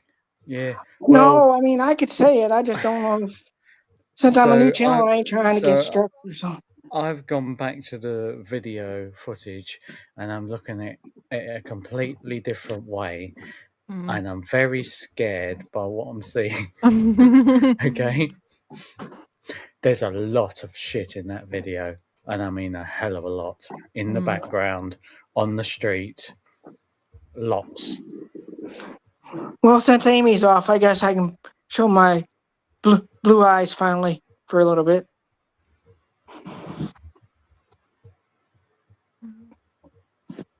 See, Justine, I'm showing my blue eyes, just like Angel Eyes has got. Nice to see you.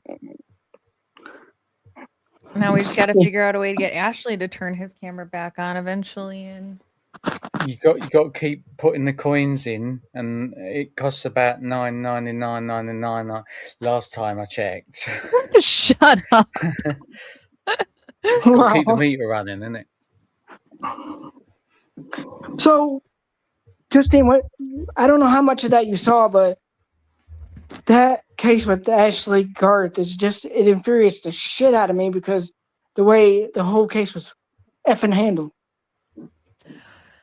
I'm going to have to be part of the replay crew. I cannot tell a lie.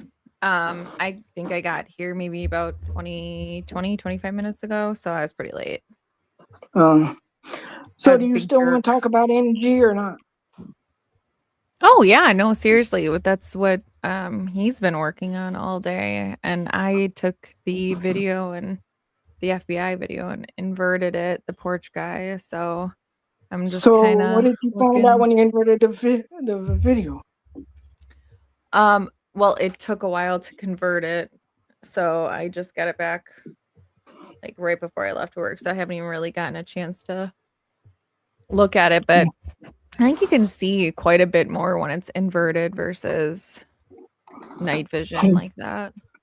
You see your buddy right here? That's what she's doing.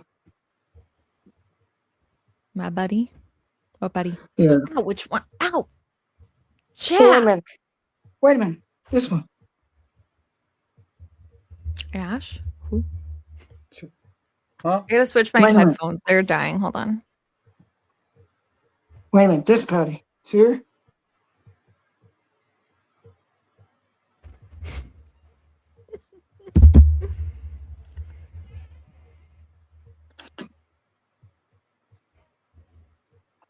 I guess it's not going to show her.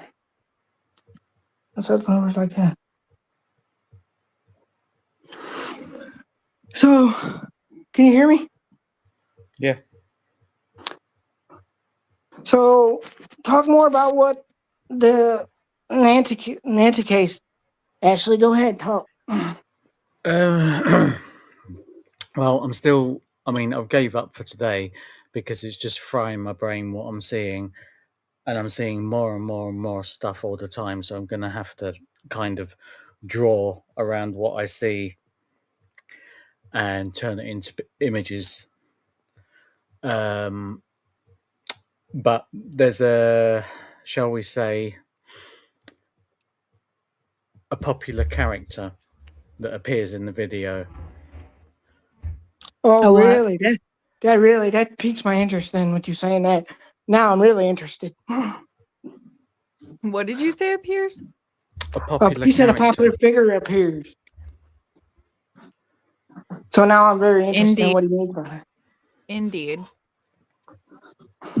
So yeah, more work tomorrow, and then probably do the live tomorrow night. Mm-hmm. Well, Justine, I'm glad you came on my channel for the second time. It's such an honor to have you here. I like it when you come onto my channel. The privilege is all mine, I assure you. So besides that, what else did you guys want to talk about with her? Because I'm pretty sure we talked about it a lot. We can reverse it and talk about it again if you want.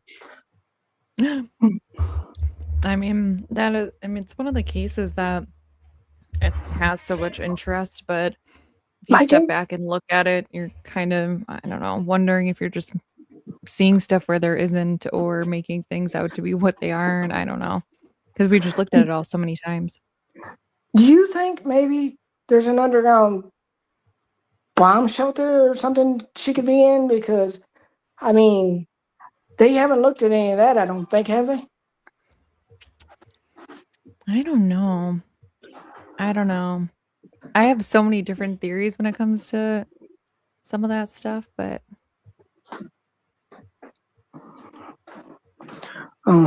Well, tell me some of your theories. 'Cause I know some of them, but tell me the other ones that I don't already know. Well, honestly, I think my main one was my original thought, and that's just that the family knows what happened to her. They either know where she is, or they know who took her, or they already have her back. Somebody told me, I don't know if I should say this, but I'm going to say it anyway. Somebody told me today that they think Savannah had something to do with this. Well, okay, so there's a woman, or what appears to be like a silhouette or reflection of a woman with what appears to be long hair. That must be the popular figure you're talking about. No, Now I'm making sense. no, it's not. No. And there's a guy standing over this woman with something in his hand, but I'm not sure what it is. Could be like an open backpack, maybe. But I need to draw all this out to make sense, because Justine wasn't seeing it. I was seeing it. My eyes do work. I'm just really intrigued now since he told me that. I'm like, who in the heck is he talking about? And as far as I know, Nancy didn't have long hair, so it's definitely not her, because it almost looked like ponytail, but long. And you said dark hair? Well, everything's dark. How am I supposed to know that? It's black. Okay, donut. Donut. Hey, Ashley, why don't you turn your camera on? I've seen you with your camera on before. Why don't you turn your camera on? Meter's not running, is it? What do you say? No one put coins in his meter. No one filled his meter today. Well, turn it on anyways. Turn it on for 5.5 seconds. I did, just so she can see my eyes. We won't do it. He's got was it dark there, right? Wait, no, wait, what time is it? Yeah, it's like midnight, almost 1 a.m. This is like, yeah, it's like 10 to 1. Yeah, because where I'm at in Indiana, it's almost 10 to 8.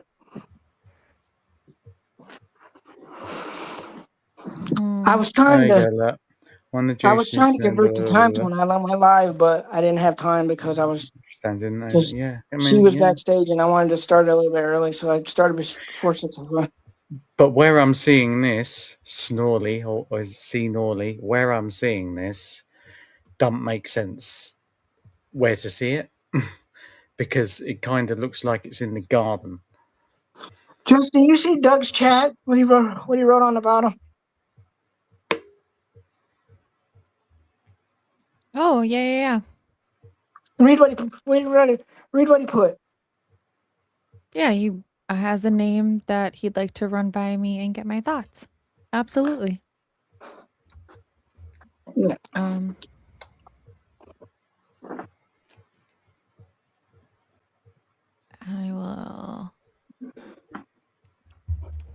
I'll send you my little workroom, break room type thing. Because I usually just have a StreamYard always going, but we just like sit in there and do work and stuff. Makes it easier. Oh, Justin, you're gonna be proud of me anyways when I tell you this, because I looked at my analytics today. My views are 9.5 per video. It's what? My view rate from start to finish is 9.5. Awesome. Good job. I figured I'd tell you that because you'd be so proud of me when I told you I that. am. I'm very proud of you. You're doing really good. How are the nerves? Are they getting better? Yeah, when I go by myself, I get nervous, but that's why the other day I only That's did why a I 10 don't. minute. That's me only did a 10-minute live because I was a nervous goat. I couldn't go past 11 minutes. But when people are on, like when you're on with me or Amy's on with me, I can go for almost 2 hours. Yeah, you're at 152 right now. Yeah. So would this actually help my algorithm if we go along like this? I think it depends. I mean, it'll help your watch hours, which is important because every, minute counts toward that. I'm trying to get Ashley to stream to his audience. Because I tried to do yours the other day, but I couldn't figure out how to do it. You gave me the instructions and it wouldn't let me do it. I'm like, okay. Well, then the next morning I seen Ashley was able to do it. I'm like, how did he do it? And I couldn't figure it out.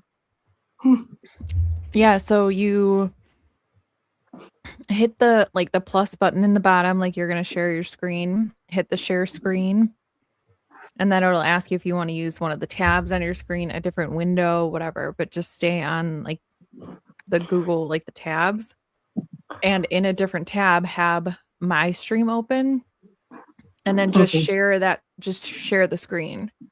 Okay, I'll try that. Stream it that way. So you're going live after this, right? No, not so. No, okay. I just put that in there because Doug wanted to talk. So. Yeah,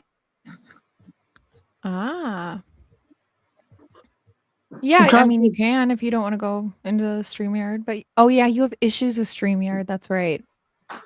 Yes, I do. Yeah, that's why fine. I was asking That's why I was asking if when you go live, if you can at least when you start, can you give me the StreamYard so I can stream it to my audience? I won't come on. I just need to stream it to my audience that way because that's the only way I know how to do it. Army Vet goes, huh? Huh? What? Hi, Army Vet. How you doing? You ain't gonna believe the shit that I'm seeing in this video. Pause. Bows. Hold on, let me get the link for Army Vet. I want to get him up here too. Ah, man. That guy again? Yeah, that guy again. Here you go, Army Vet. I'm going to give you the link. Come on up. Join the party. I'm having a big party right now. You're having a what? It's a big party right now. It's a big party. Oh yeah. Well, the link is in the chat, Army Vet. Come on up.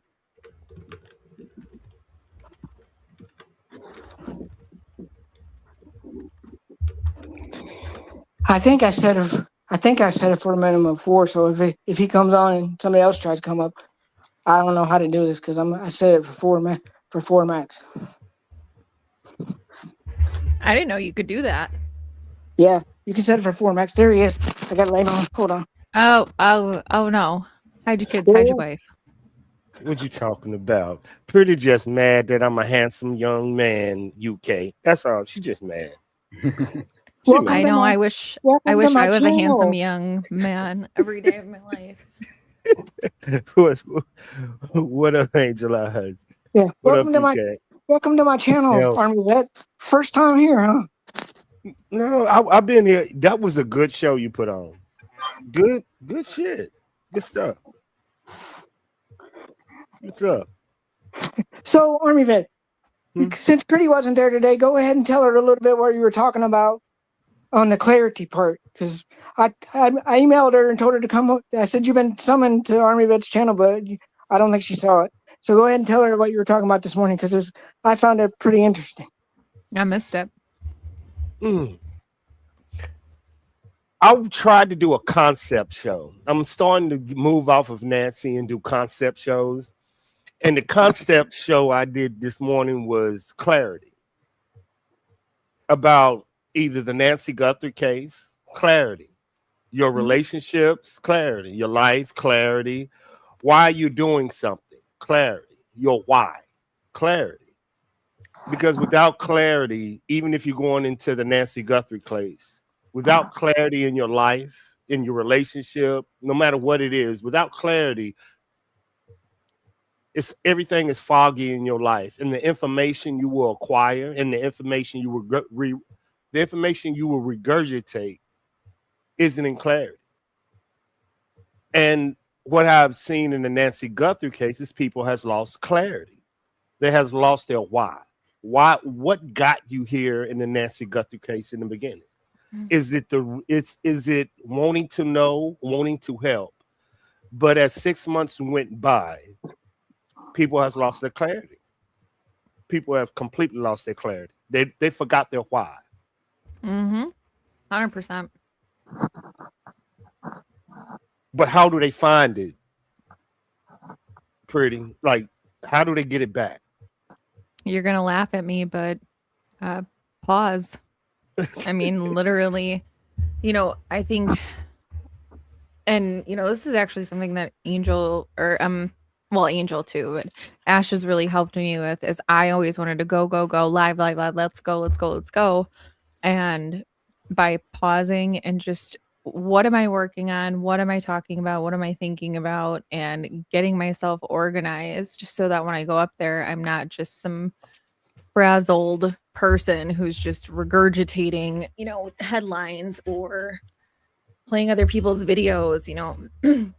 I like having my own content, but I mean, that's, I think, when I came to, and we have come to that epiphany of how big this really is after we took a step back and said, okay, everyone's talking about this. Everyone's beat this, to a bloody pulp at this point, not her, but the case in general. So by flying cats, don't even worry about it. That's funny. I ain't I never was seen gonna say something else. I had to stop. I ain't never seen no shit like that before. What the fuck was that? That's my cat. I'm serious. It's flying cats. Anyway. But yeah, so I think it's just pausing and taking a step back and seeing what everyone is doing. And honestly, like you said, if anybody who does this takes a step back and looks at what everyone is doing, for some reason, it all seems to mimic one another. It's the theme of the week, the theme of the day. Find your own path. There's so many things in the case that are interesting. Find what interests you. not what interests all the other 5-10 people that are doing this. Find out what interests you and pursue, whatever you can about that and research that. That's what I did. It's worked out so far. Sorry, go ahead, Angel. I didn't mean to. You're fine. I wanted Army Vet to finish his clarity conversation that he started this morning.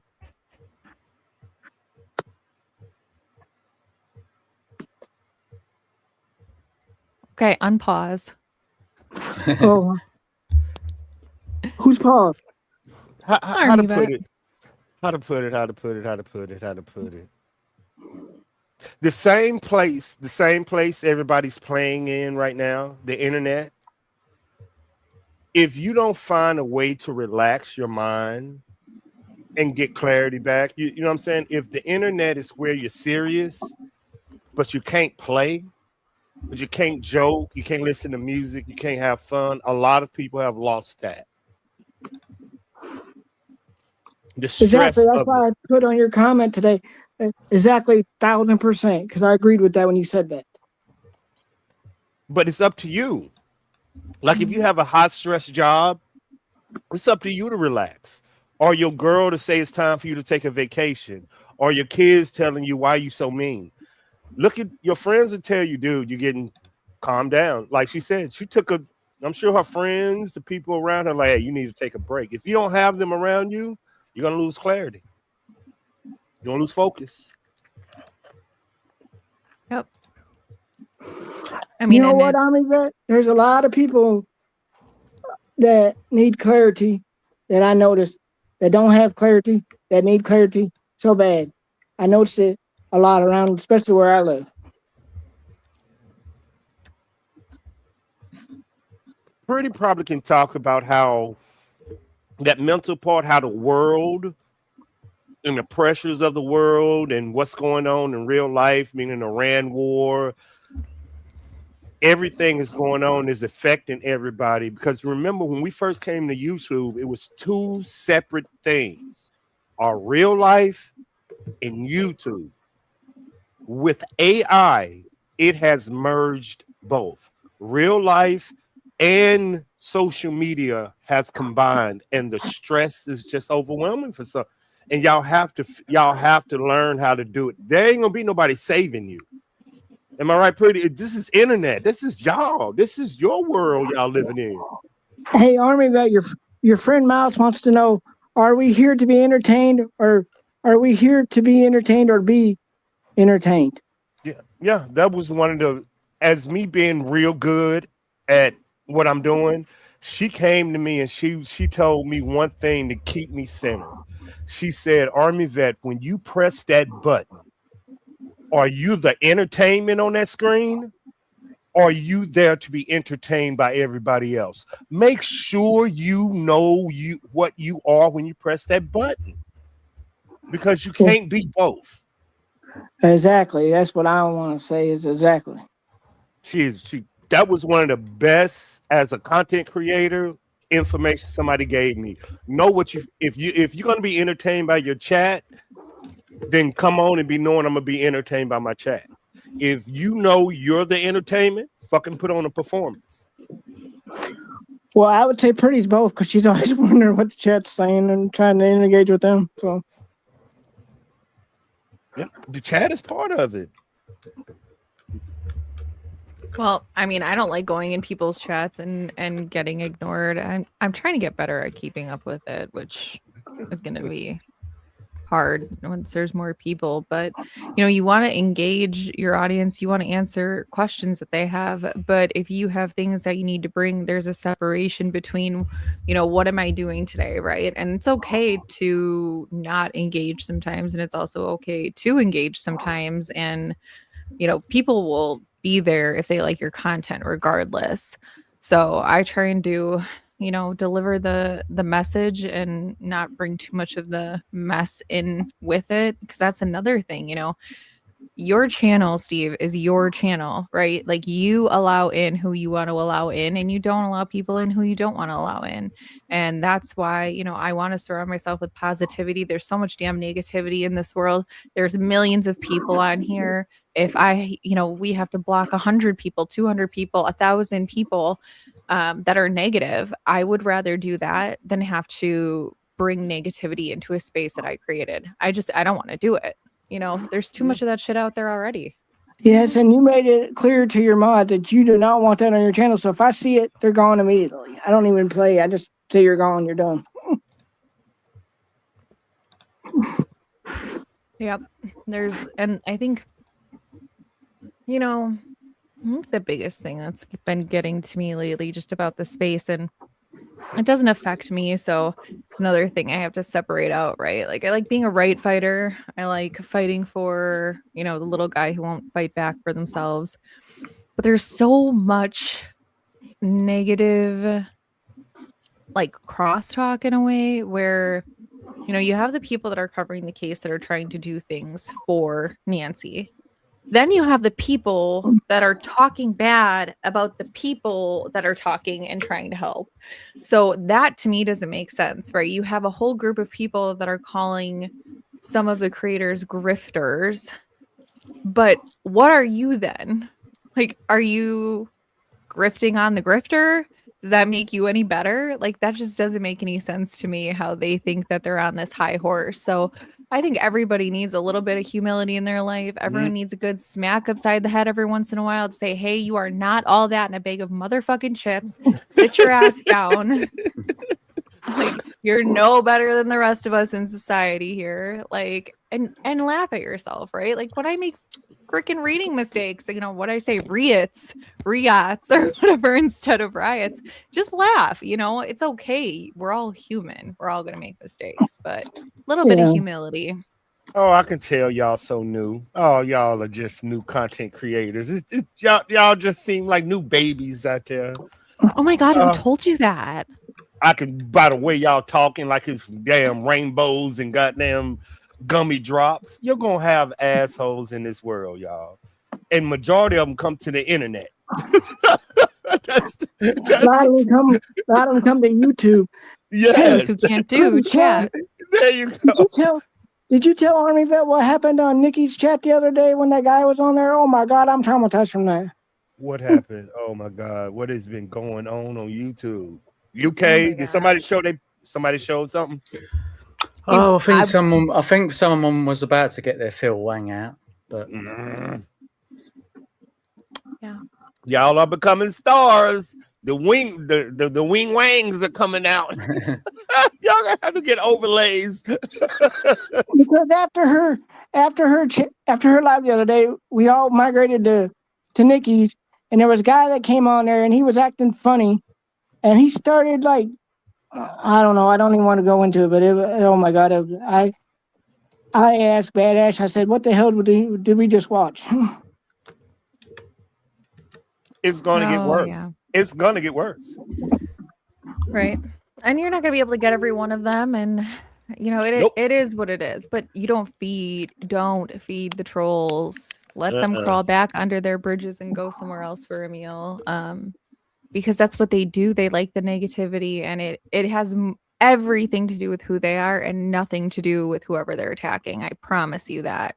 Pretty much. To go in and want to, I don't say bad things about people that you know nothing about. I mean, I had this conversation with Ashley, and I'm like, I swear, like if people knew half of the stuff that I do for other people and people that can't do that stuff for themselves. Like I made Justin his intro video. He didn't ask me to, well, he kind of asked me to do it, but he didn't like count me for it. But like I did that just to be nice. And it's like, if people will never know who you are, right, in this space. Very few will. But yes, stay close to those people and, you know, keep everyone else at an arm's length. Speaking of you being sorry, hold your train of thought. I'm going to give you a little bit of a teaser, if you don't mind. If she doesn't mind, just a little, because it's not that. This one is not that important, right? You're good, but it's bloody strange. Yeah, but speaking about you being kind, Justine, about that FOIA. I found out yesterday. The reason they're not releasing the FOIA to you is because there hasn't been no arrest and there's no prime suspect, so they're not releasing the FOIA because there hasn't been an arrest made, and that's why we're not getting the FOIA. So they're considering it still open, basically. Yes, that's why because I found out yesterday late yesterday afternoon, and they said that's why they're not, because they don't want the information getting out that somebody's following it. Got it. Yeah, that makes sense.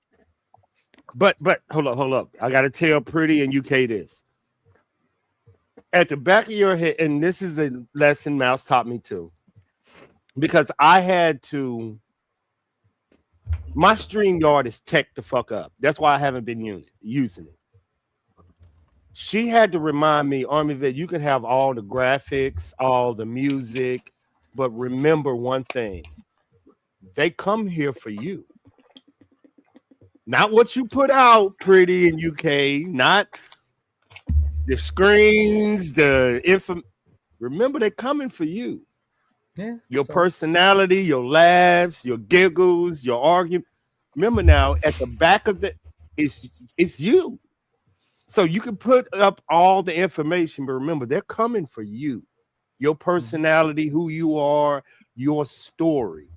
Remember that. And that I had to remember that, because I'm like, why the fuck they want to hear me talk when I can play music, I can do this? They're like, no, they're coming for you.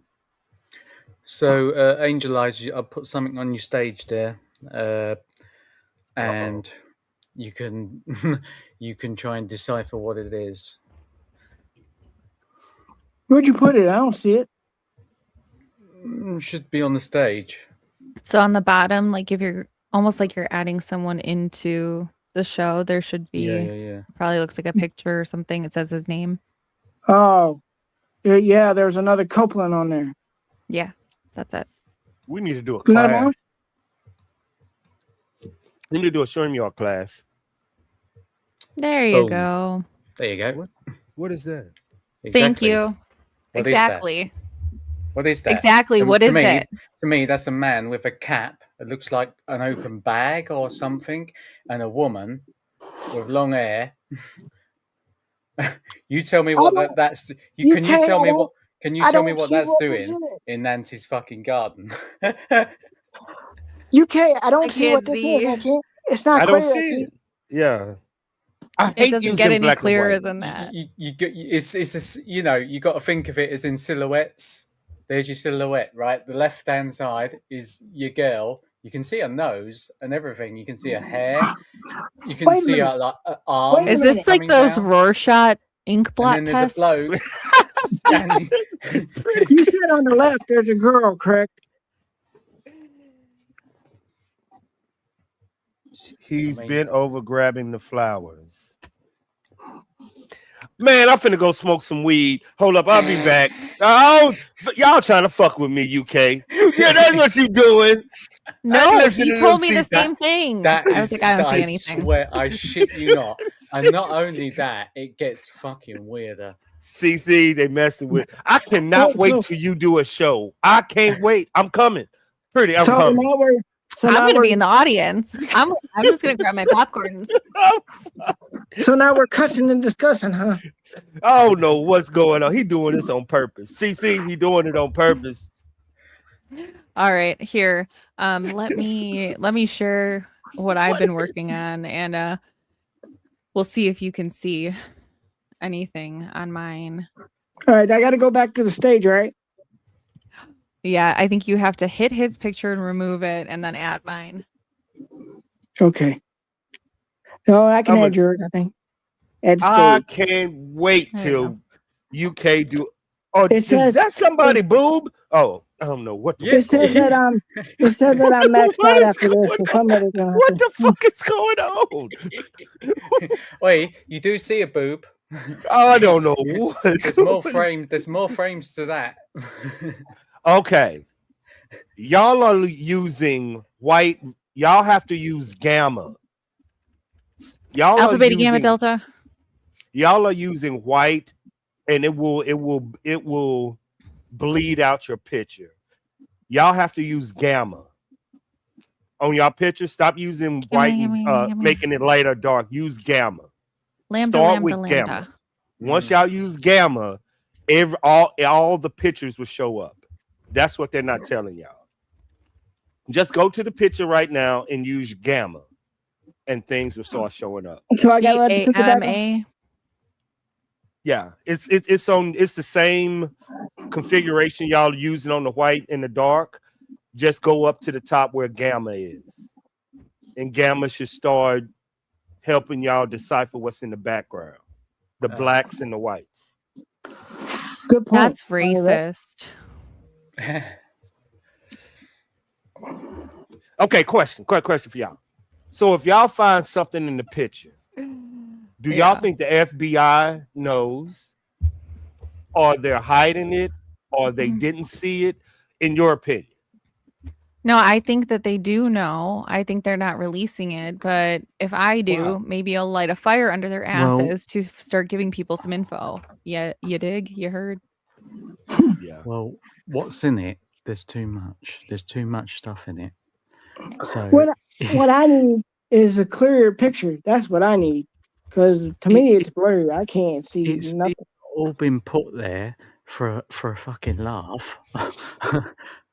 I don't know, but it's Just very in your strange. mouth, start cussing, because now we're cussing and discussing. Ooh, we got there. Love it. My favorite time of the day.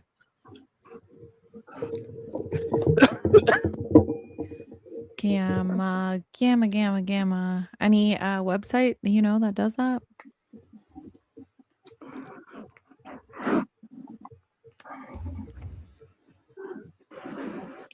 Okay. Or not, Army. That's fine. Okay. Like anybody that did them pictures, like I don't do them because we have somebody doing ours, but like how they make it lighter or darker or whatever that is, the same configuration has the gamma signal up there. It's gamma, alpha, light, dark, green, hue, red, that light source. Because I can tell when people get a picture and they just go light and dark. But you have Justin, alpha, hue. Yeah, Justin, you have tons do you of see Mouse's comment down here? This is pretty interesting. What I just read from her. What? At 8:11, she put, "I see his carpenter's correct," with a smiley face. Oh, Mouse. Yeah. A Mouse from Tennessee. She probably on Moonshine. See anything. Mouse from Tennessee. Oh, nice. What website, Army?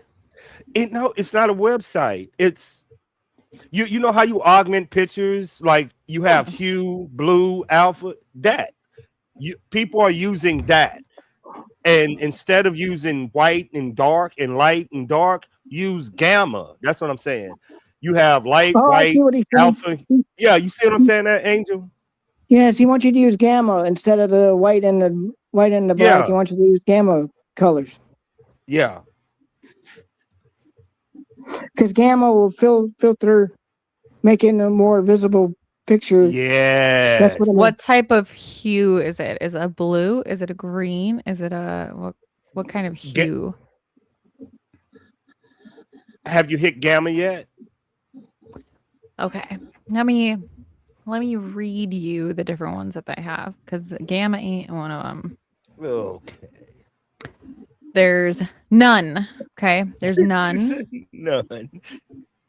Fresco, Belvedere, Flint, Luna, Arrow, Mist, Bali, Capri, Latte, Bronze, Sandy, Sangri. Cece said it's in the editing function. Yeah, go to the editing function. That's what I was going to ask. Is there anything up top that says editing?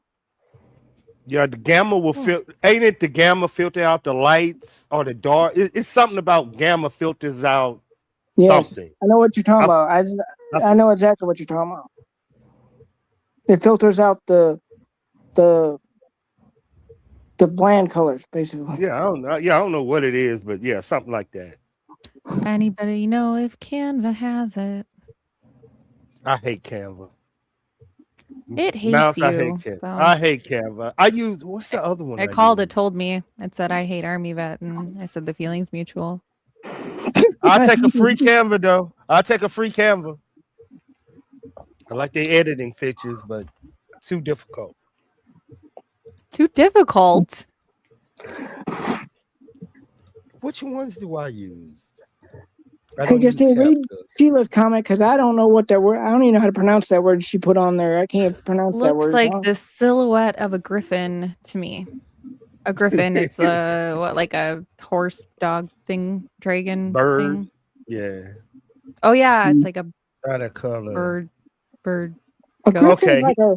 I thought a griffin was like a dinosaur looking thing. Hi, just Rhonda. Okay, CC said it's not a color; it's a type of wavelength of light. Yes. Yeah. Yes, that's what it is. It's a wavelength of light. That's what it is. Thank you, CC. I was trying to explain that, but I couldn't get the words out. I'm on a damn gummy.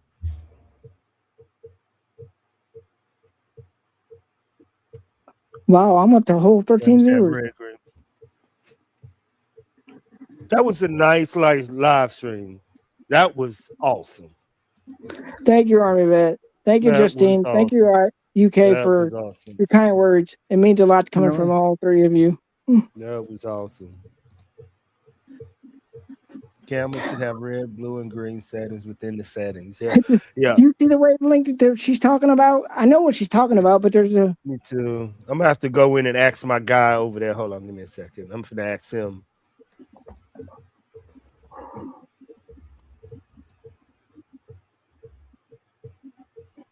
You see, I'm getting much better at StreamYard, Justine. I know I'm learning how to use it. Yeah, you're doing really good.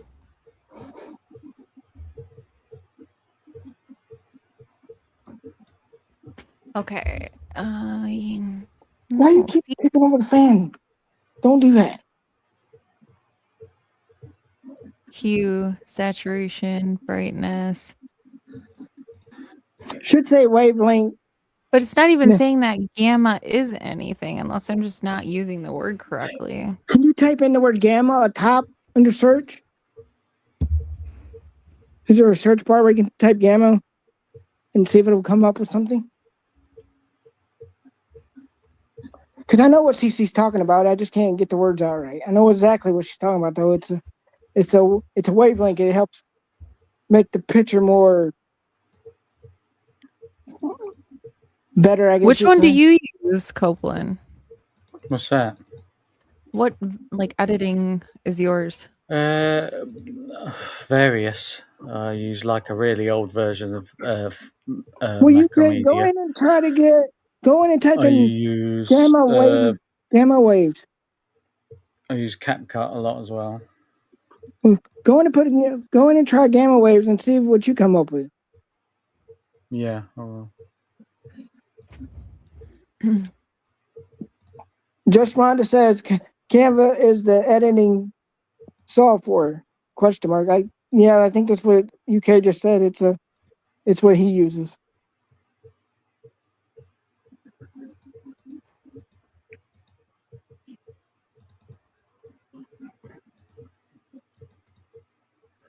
Because if we can get it on a gamma, it's going to make the picture. I would say it's going to enhance it 1,000%.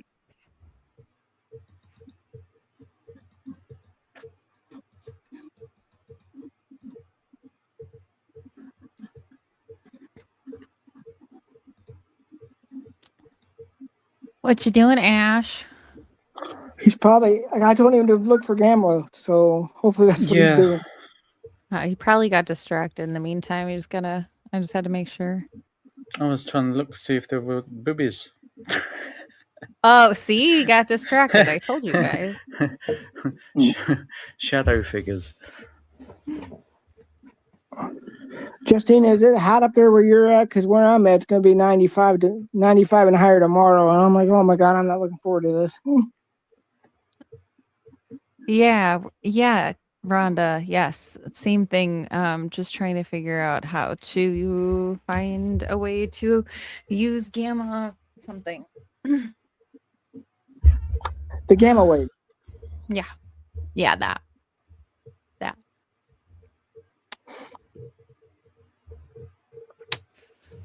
Alpha, beta, gamma, delta, epsilon, zeta, eta, theta, iota.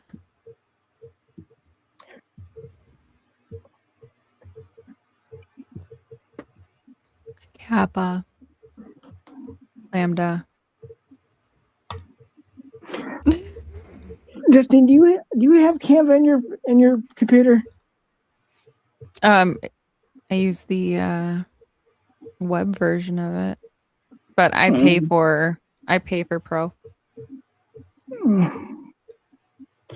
Because CC said they do offer a free app down under the comments. Oh yeah, I pay for. I do have it on my phone, but I pay for the Pro version of it, so like can do more fit in it.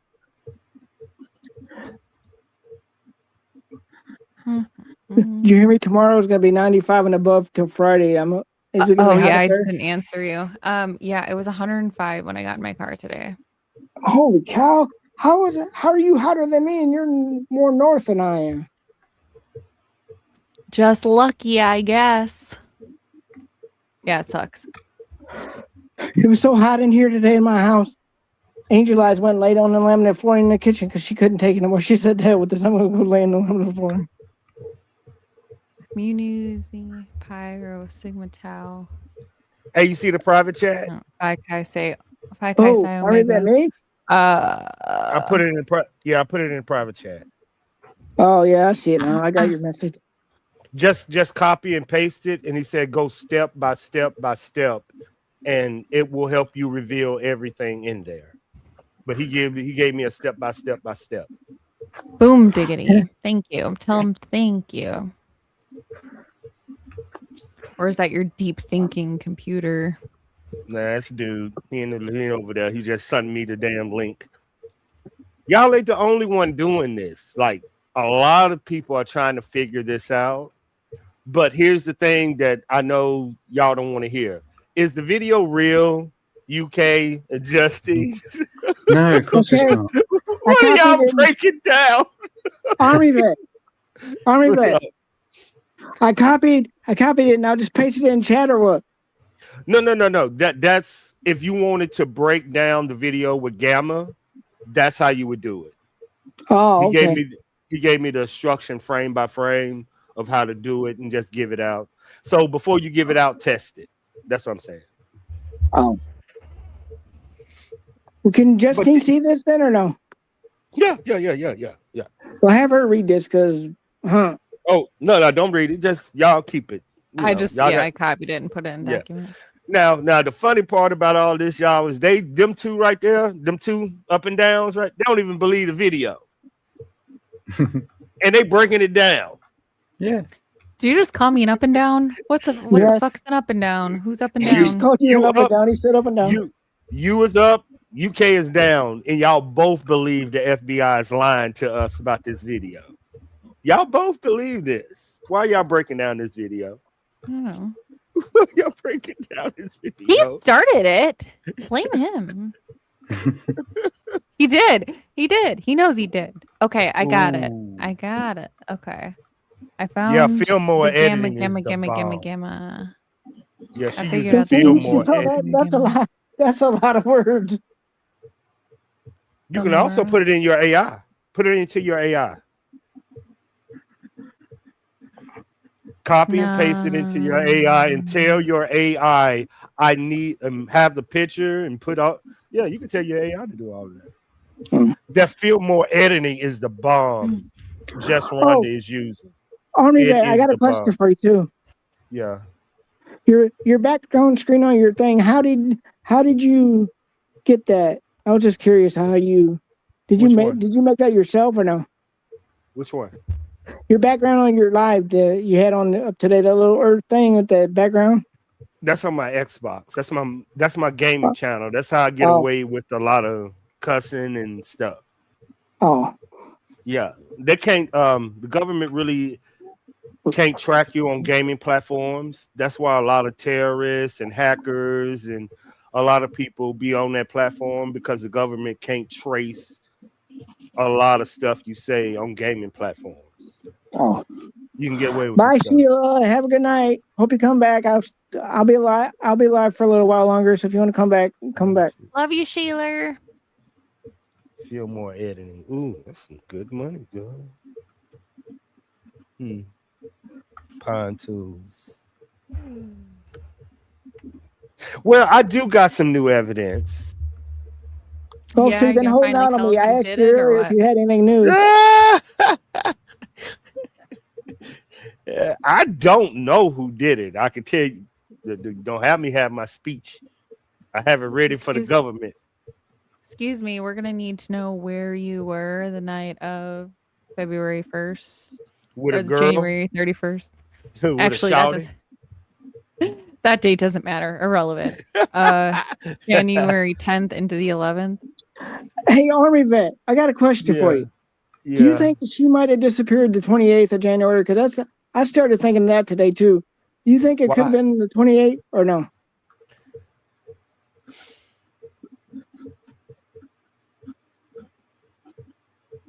Did you hear me? Yeah, I'm trying to give a logical. My honest answer is I believe the FBI. That she went. I know. Don't be scrunching your face up like that. I believe she went missing that day. I'm just. That's what they told us. Why wouldn't we believe? Oh, okay. You sheep. She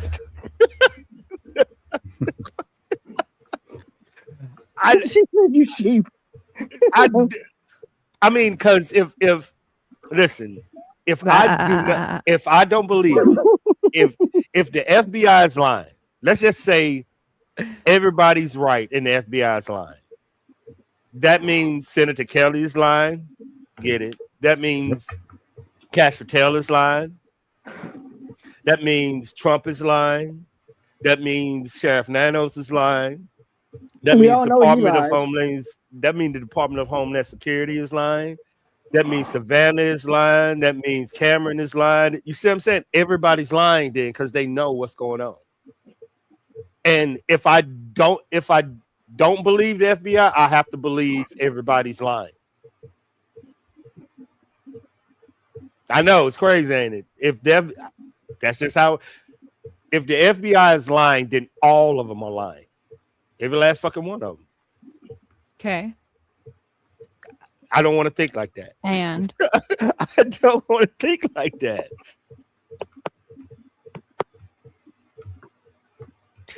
I know I know it's pointing to it. I do not want to believe Trump, Cash Patel, Senator Kelly, Savannah, News. They don't. Yeah, News doesn't know shit. Oh no, yeah, definitely they know it. Oh man! All right. You telling me that I believe the government pulled the news back. All right, this poor little lady was just snatched from her bed by probably some guy Crackhead, who had a thing crackhead. for old. Oh, yep. Thank God you showed up today. Cannot believe that I ever thought it'd be anything more. I mean, I feel stupid right now. You already know I think Nanos is an effing liar, so. No, I sent them some stuff. They know stuff. Everybody loves Nanos. Everybody loves the Nanos. Mouse says TMZ is lying. Question mark, question mark.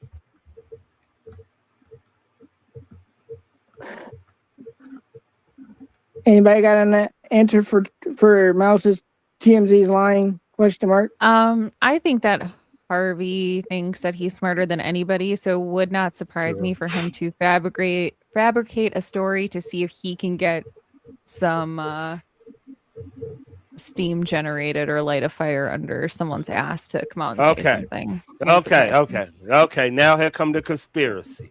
Now I get to ask questions of you civilians. This is what I got about Harvey, whatever his name is. Levin. Harvey Levin. The FBI said that they asked him to withhold evidence about a ransom note. Doug, no, you don't. Go ahead. And he said he did. Is that true? Mm-hmm. Because if it's true, then Harvey ain't crazy.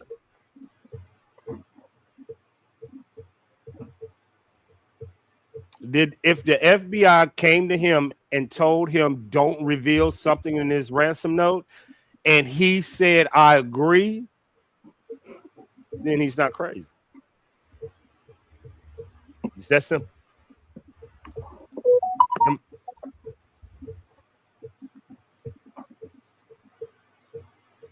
Doug said, "Yep, he did." So it was something in the ransom note, because that's what I heard. The FBI went to TMZ, told TMZ to withhold evidence about the note, and TMZ said, "Okay."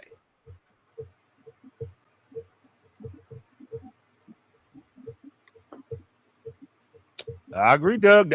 I'm just saying this is what I heard, and if it is true that the FBI said don't do this, y'all can just ask y'all AI or your search engines.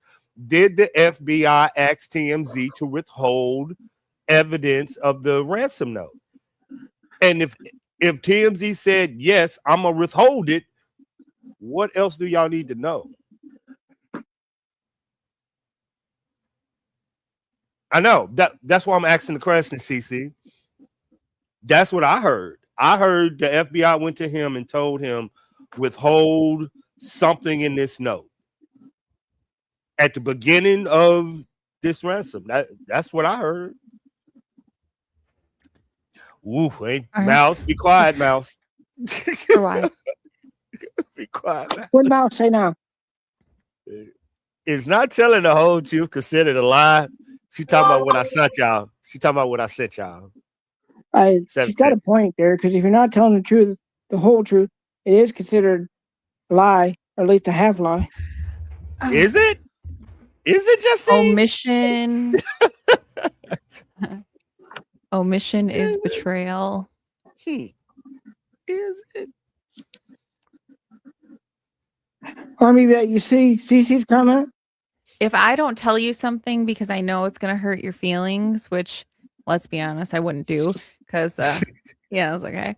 But if I were to tell you something that, or not tell you something that was going to hurt your feelings, but it was true and you found out later, does that still not make it the truth that I hid from you?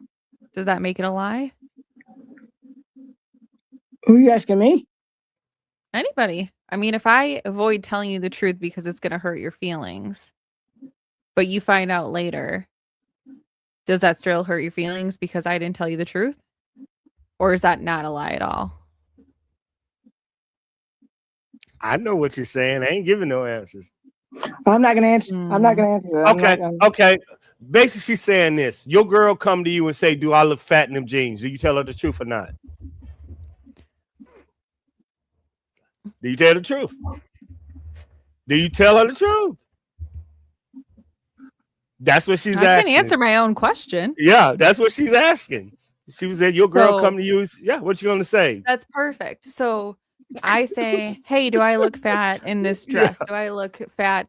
And like, you can say, honey, maybe you want to try something else. So what else you got? You know, it's not saying, yeah, you fat hoe bag, go change your clothes.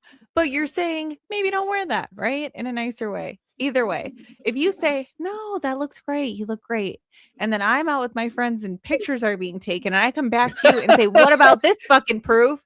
Why didn't you tell me not to wear this? Still makes it the truth. Just saying.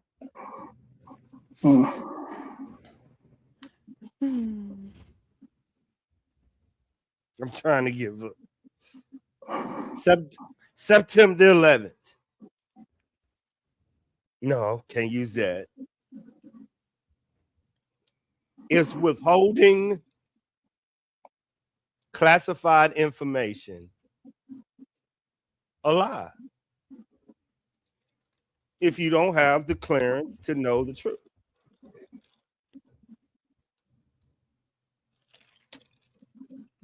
I guess it would depend on what reason they were avoiding telling it in the first place. Hey, Justine, do me a favor. Can you hold this down for a minute? I gotta give Angel Eyes some ice water because I give her ice water because it's so damn hot. So I give her ice water to drink. So Oh, you bet I will keep these guys in line. You bet I will. All right, I'll be right back. UK is gamming up that picture. You know he is, Justin. He is on a mission. No. I was thinking about doing it, but not today. Too much of a zombie. Don't think like civilians. Think like Trump, Cash Patel, Senator Kelly, Cameron. I'd rather not. If it was something damaging to the country or the country's reputation or their power or a potential fall from grace or whatever, they absolutely would not tell us to protect themselves. 100%. EF, mate. EF. I said if. Yeah. Allegedly. Oh, did you? Yeah, she said if. EF, mate. That's what it is. EF, It's always mate. been EF. Who make the determination? Put another shrimp on the barbie. Who makes the determination of what should be told and what shouldn't be told? How do you make the determination? Now you're getting into national security, and while Yeah, I only was a gonna few say people you could ask whoever would be in charge of whatever. Senator Kelly, Cash Patel, and Trump. Well, like I said, I mean, if it's criminal something, probably Cash. If it's national security, more probably Kelly. Okay, I'm back. Thank you. But doesn't he have a Secretary of Defense? Wouldn't he have to go to that person? Senator Kelly owns all of them. They report to him. NSA, might head itself, the military, CIA, FBI, everybody reports to Senator Kelly. And Senator Kelly gives the White House the briefings. So at some point in intelligence, you have to figure out who needs to know this. And we're specifically talking about what y'all have. Who needs to know that? I do. For fuck's sake, I do. in this case, if you were Savannah, should the government give you this information?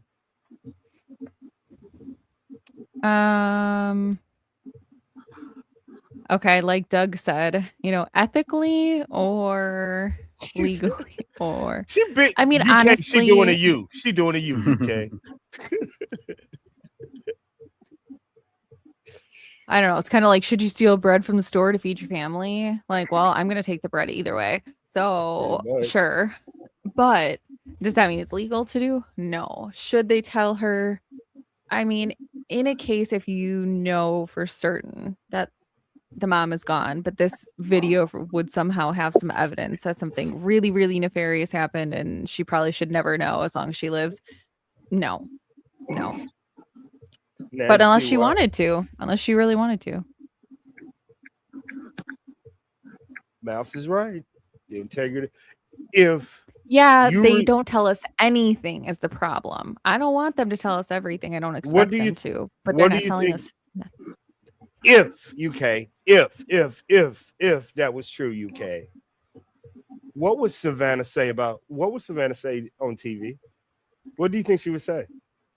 About what she's saying now, nothing. Nothing. She'd lie. You don't think so? You don't think she would spill the beans? Nope. So you think she knows also? Yeah. Wow. Oh, okay, bye, Angel. We'll be here. Just come back. Just come on back whenever you're ready. Oh yeah, we need to. Yeah. You getting hit too? I'm the energy a lot on topics. Yeah, the Department of Energy is very important. White. Very important. Sorry about that. You're fine. You're only the third person that brought up the Department of Energy.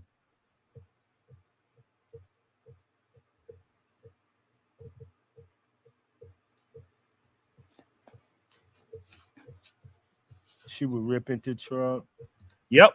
She would rip into the entire government, Doug. the war, everything, politics. I think she would go. But they believe.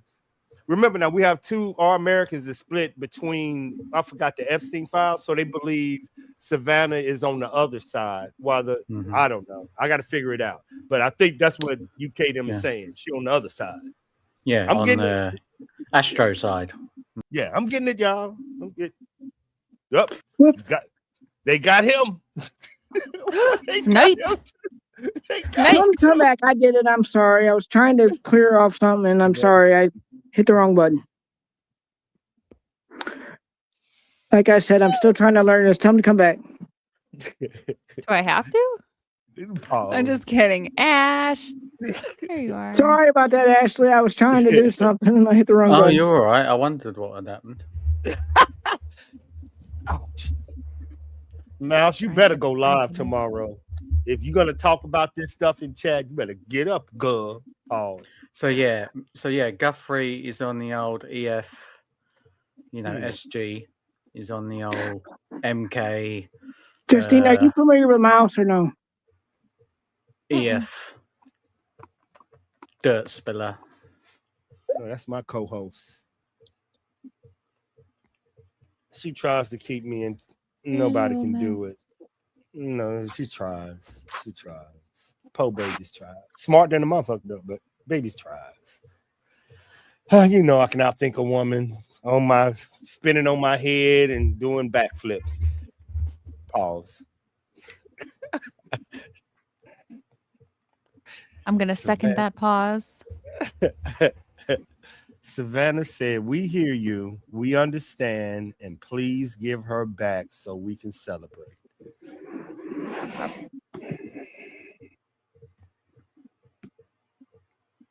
I told you to break down her body language. I just think that would be so interesting. I just think that's so interesting.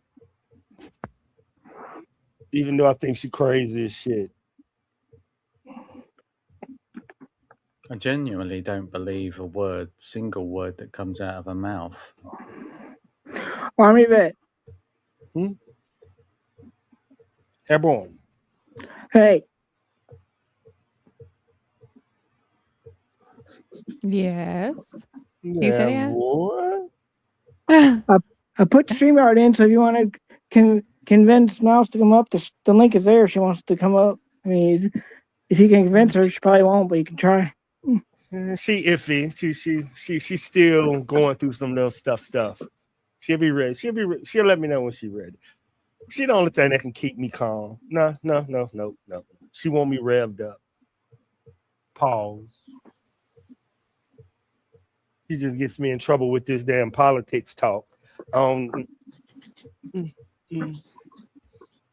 know you is. She's an OG. She an OG. But hey, yeah, UK, you need to link up with me in your music too, in your AI. Yeah. I didn't know you did the AI stuff. I do it in real life. I have a blues club in New Orleans. I just use the Sono to cut out the production and cut out, stand inside of a studio, and that Sono just cuts out maybe 200, 300,000. I just can produce my own beats now. Yeah, we get with it. And I know you can't like them blue. We'll get with it. I want you to find you a sound. I got you. Justine, do you want me to mail you that or email you that thing about that scene about that Carl guy in 1921, that article that I found the other day and I was talking about? You want me to email it to you? Sure. Hold on. So you can get the name of the town, because I can't pronounce it, but I know what it's. I don't think it's that far from Waukesha. Sure. Okay, let me pull it up. I'll email it to you. I found something about Senator Kelly I want to show you. See, now I know if you put out sensitive information, If you're the Yeah. first to do it, then everybody will know where you go. Instead of hiding it, you see what I'm saying? I put it out first. But I think I know why. If the military didn't. Okay, here we go. Don't you step on my phone. And you did it anyway, stupid. Okay. I haven't put the date down. Because I want to see who's going to bite first.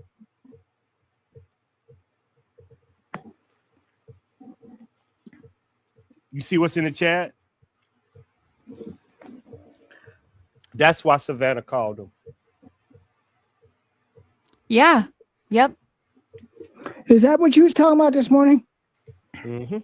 Yeah, it's one of him and Trump's battles is the safety of Americans. Yep. But that call in the Senate Aging Committee, Senator Kelly spoke about the dangers of AI-generated kidnapping scam calls.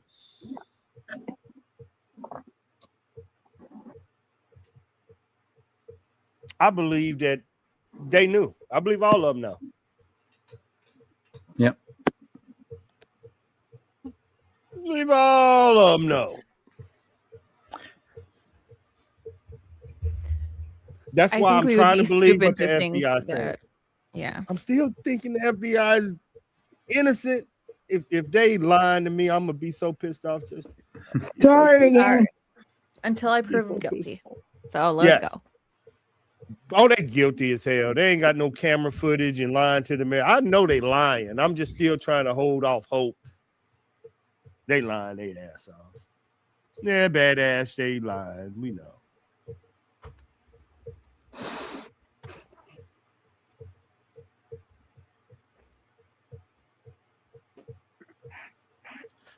The case isn't suspect to me. Like, on the intelligence level, it happened just like it was supposed to happen. Like, I don't see anything that was wrong. Like, Nancy was supposed to come back in 2 days. Savannah jumped the gun by calling Mark Kelly, was scared the shit out of the people. Like, I don't see it.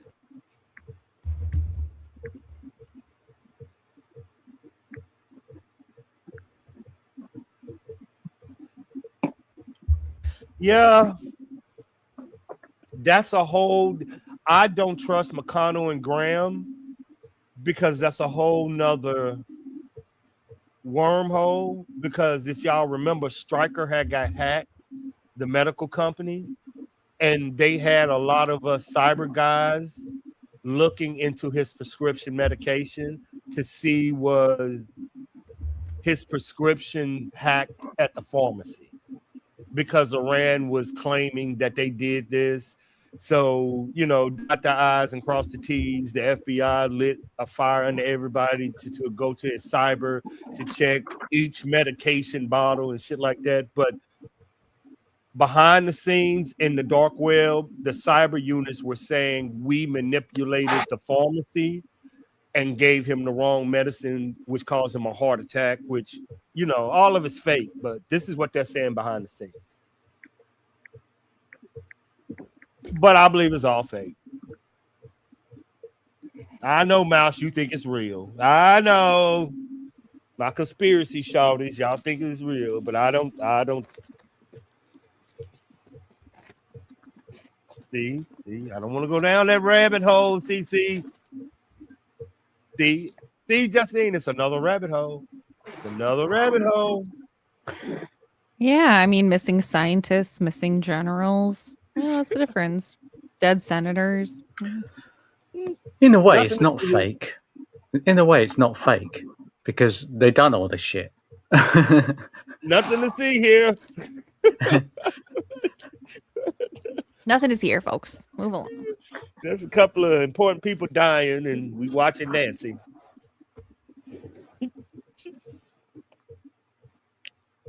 Sorry, should I not have said that? Is it bad when it's my stream and I'm not talking much? Absolutely atrocious. I'm I don't know joking. anything. I don't even go to the school. Now you see why I joke on my panel. What'd you This is say, too Army much. Vet? I say this is why I joke on my panel. This is overwhelming. If you don't know how to pull the parachute and get off, people will fly all day on this case. And like, you got to know when to pull the parachute. Like, okay, enough is enough. Let me stop. Let me get on to something. Like, they don't know when to pull the parachute, which could be overwhelming.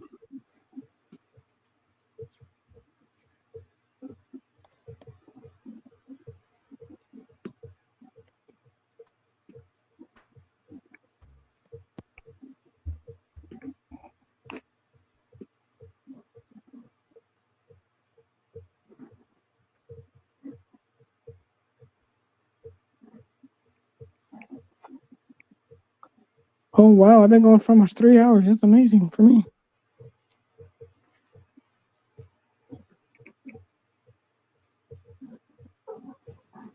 Are y'all froze? I'm not sure. I think some of them have. I'm still here. They left? I'm not sure what. I'm not sure. I think they might be frozen in time. I think they might be frozen.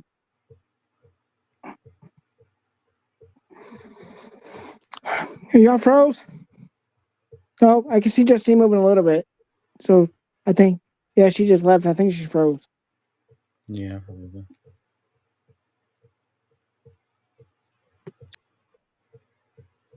Oh. And then there was one. Don't know what's happened there.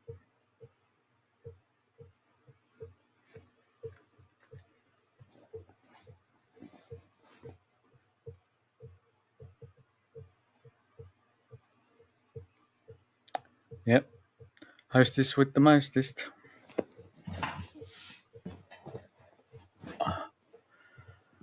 So what's everyone seeing in that silhouette picture?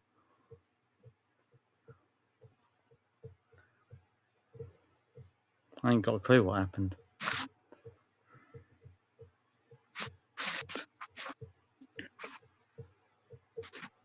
Are you back now? Yeah, they're coming. They're coming back. Hold on. Let me give you a minute. Okay, she's back. Now get where'd Army Vet go? No, you're muted, man. Okay. Muted, woman. You're muted. Got it. Oh my God. I What think the you hell froze up or happened? something because I looked and you weren't moving and Army Vet wasn't moving. I'm like, somebody's froze.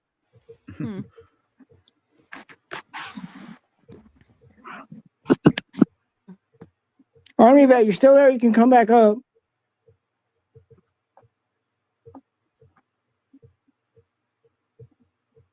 I think it was just funnier that I came back and Ash was just sitting up there by himself, like, do. Hey.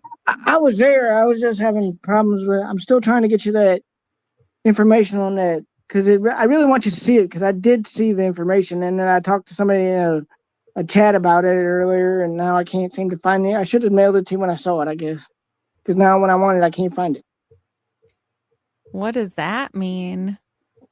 Like Doused? that thing I was telling you about the guy that was in Wisconsin. Yeah, no, sorry. I was talking about Doug said I just got doused. We all got doused. I don't know what doused means. Oh, that means because everybody left at once. Doused means everybody left.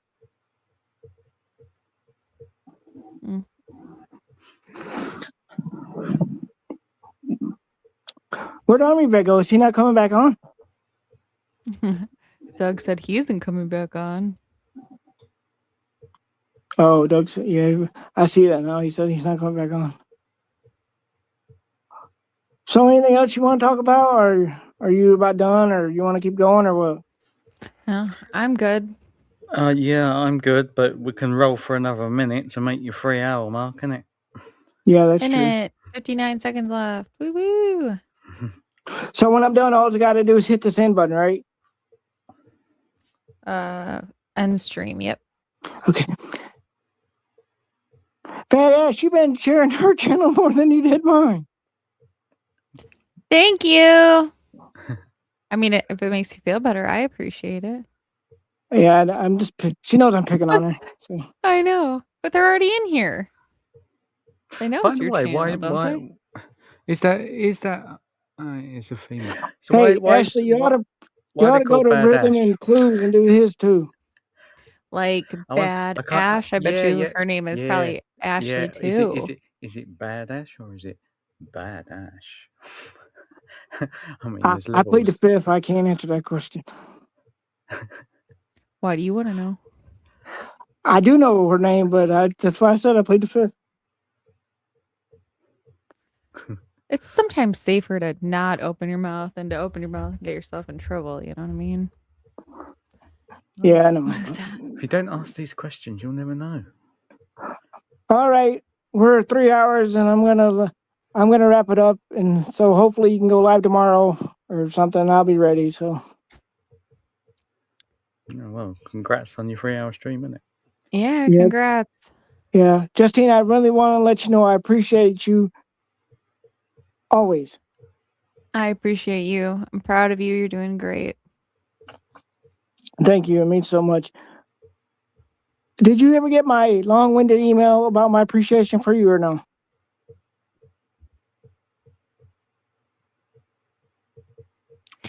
I did. I did. I made me smile. Made my heart smile. I didn't know, because I didn't know if you've seen it. That's why I wanted to ask you if you actually got it, because that was from my heart, and that's how I felt. So I wanted to tell you how much I appreciate you and how much I love you, and everything you've done doesn't go unnoticed. I love you too, bud. All right, well, let's wrap this up, and I will see everybody on your next stream, hopefully tomorrow or maybe Thursday. Should be Thanks, tomorrow, I think. guys. All right, everybody, have a Thanks, good night. everyone. Thanks for being here. I Yeah. appreciate Night. you all. Yeah.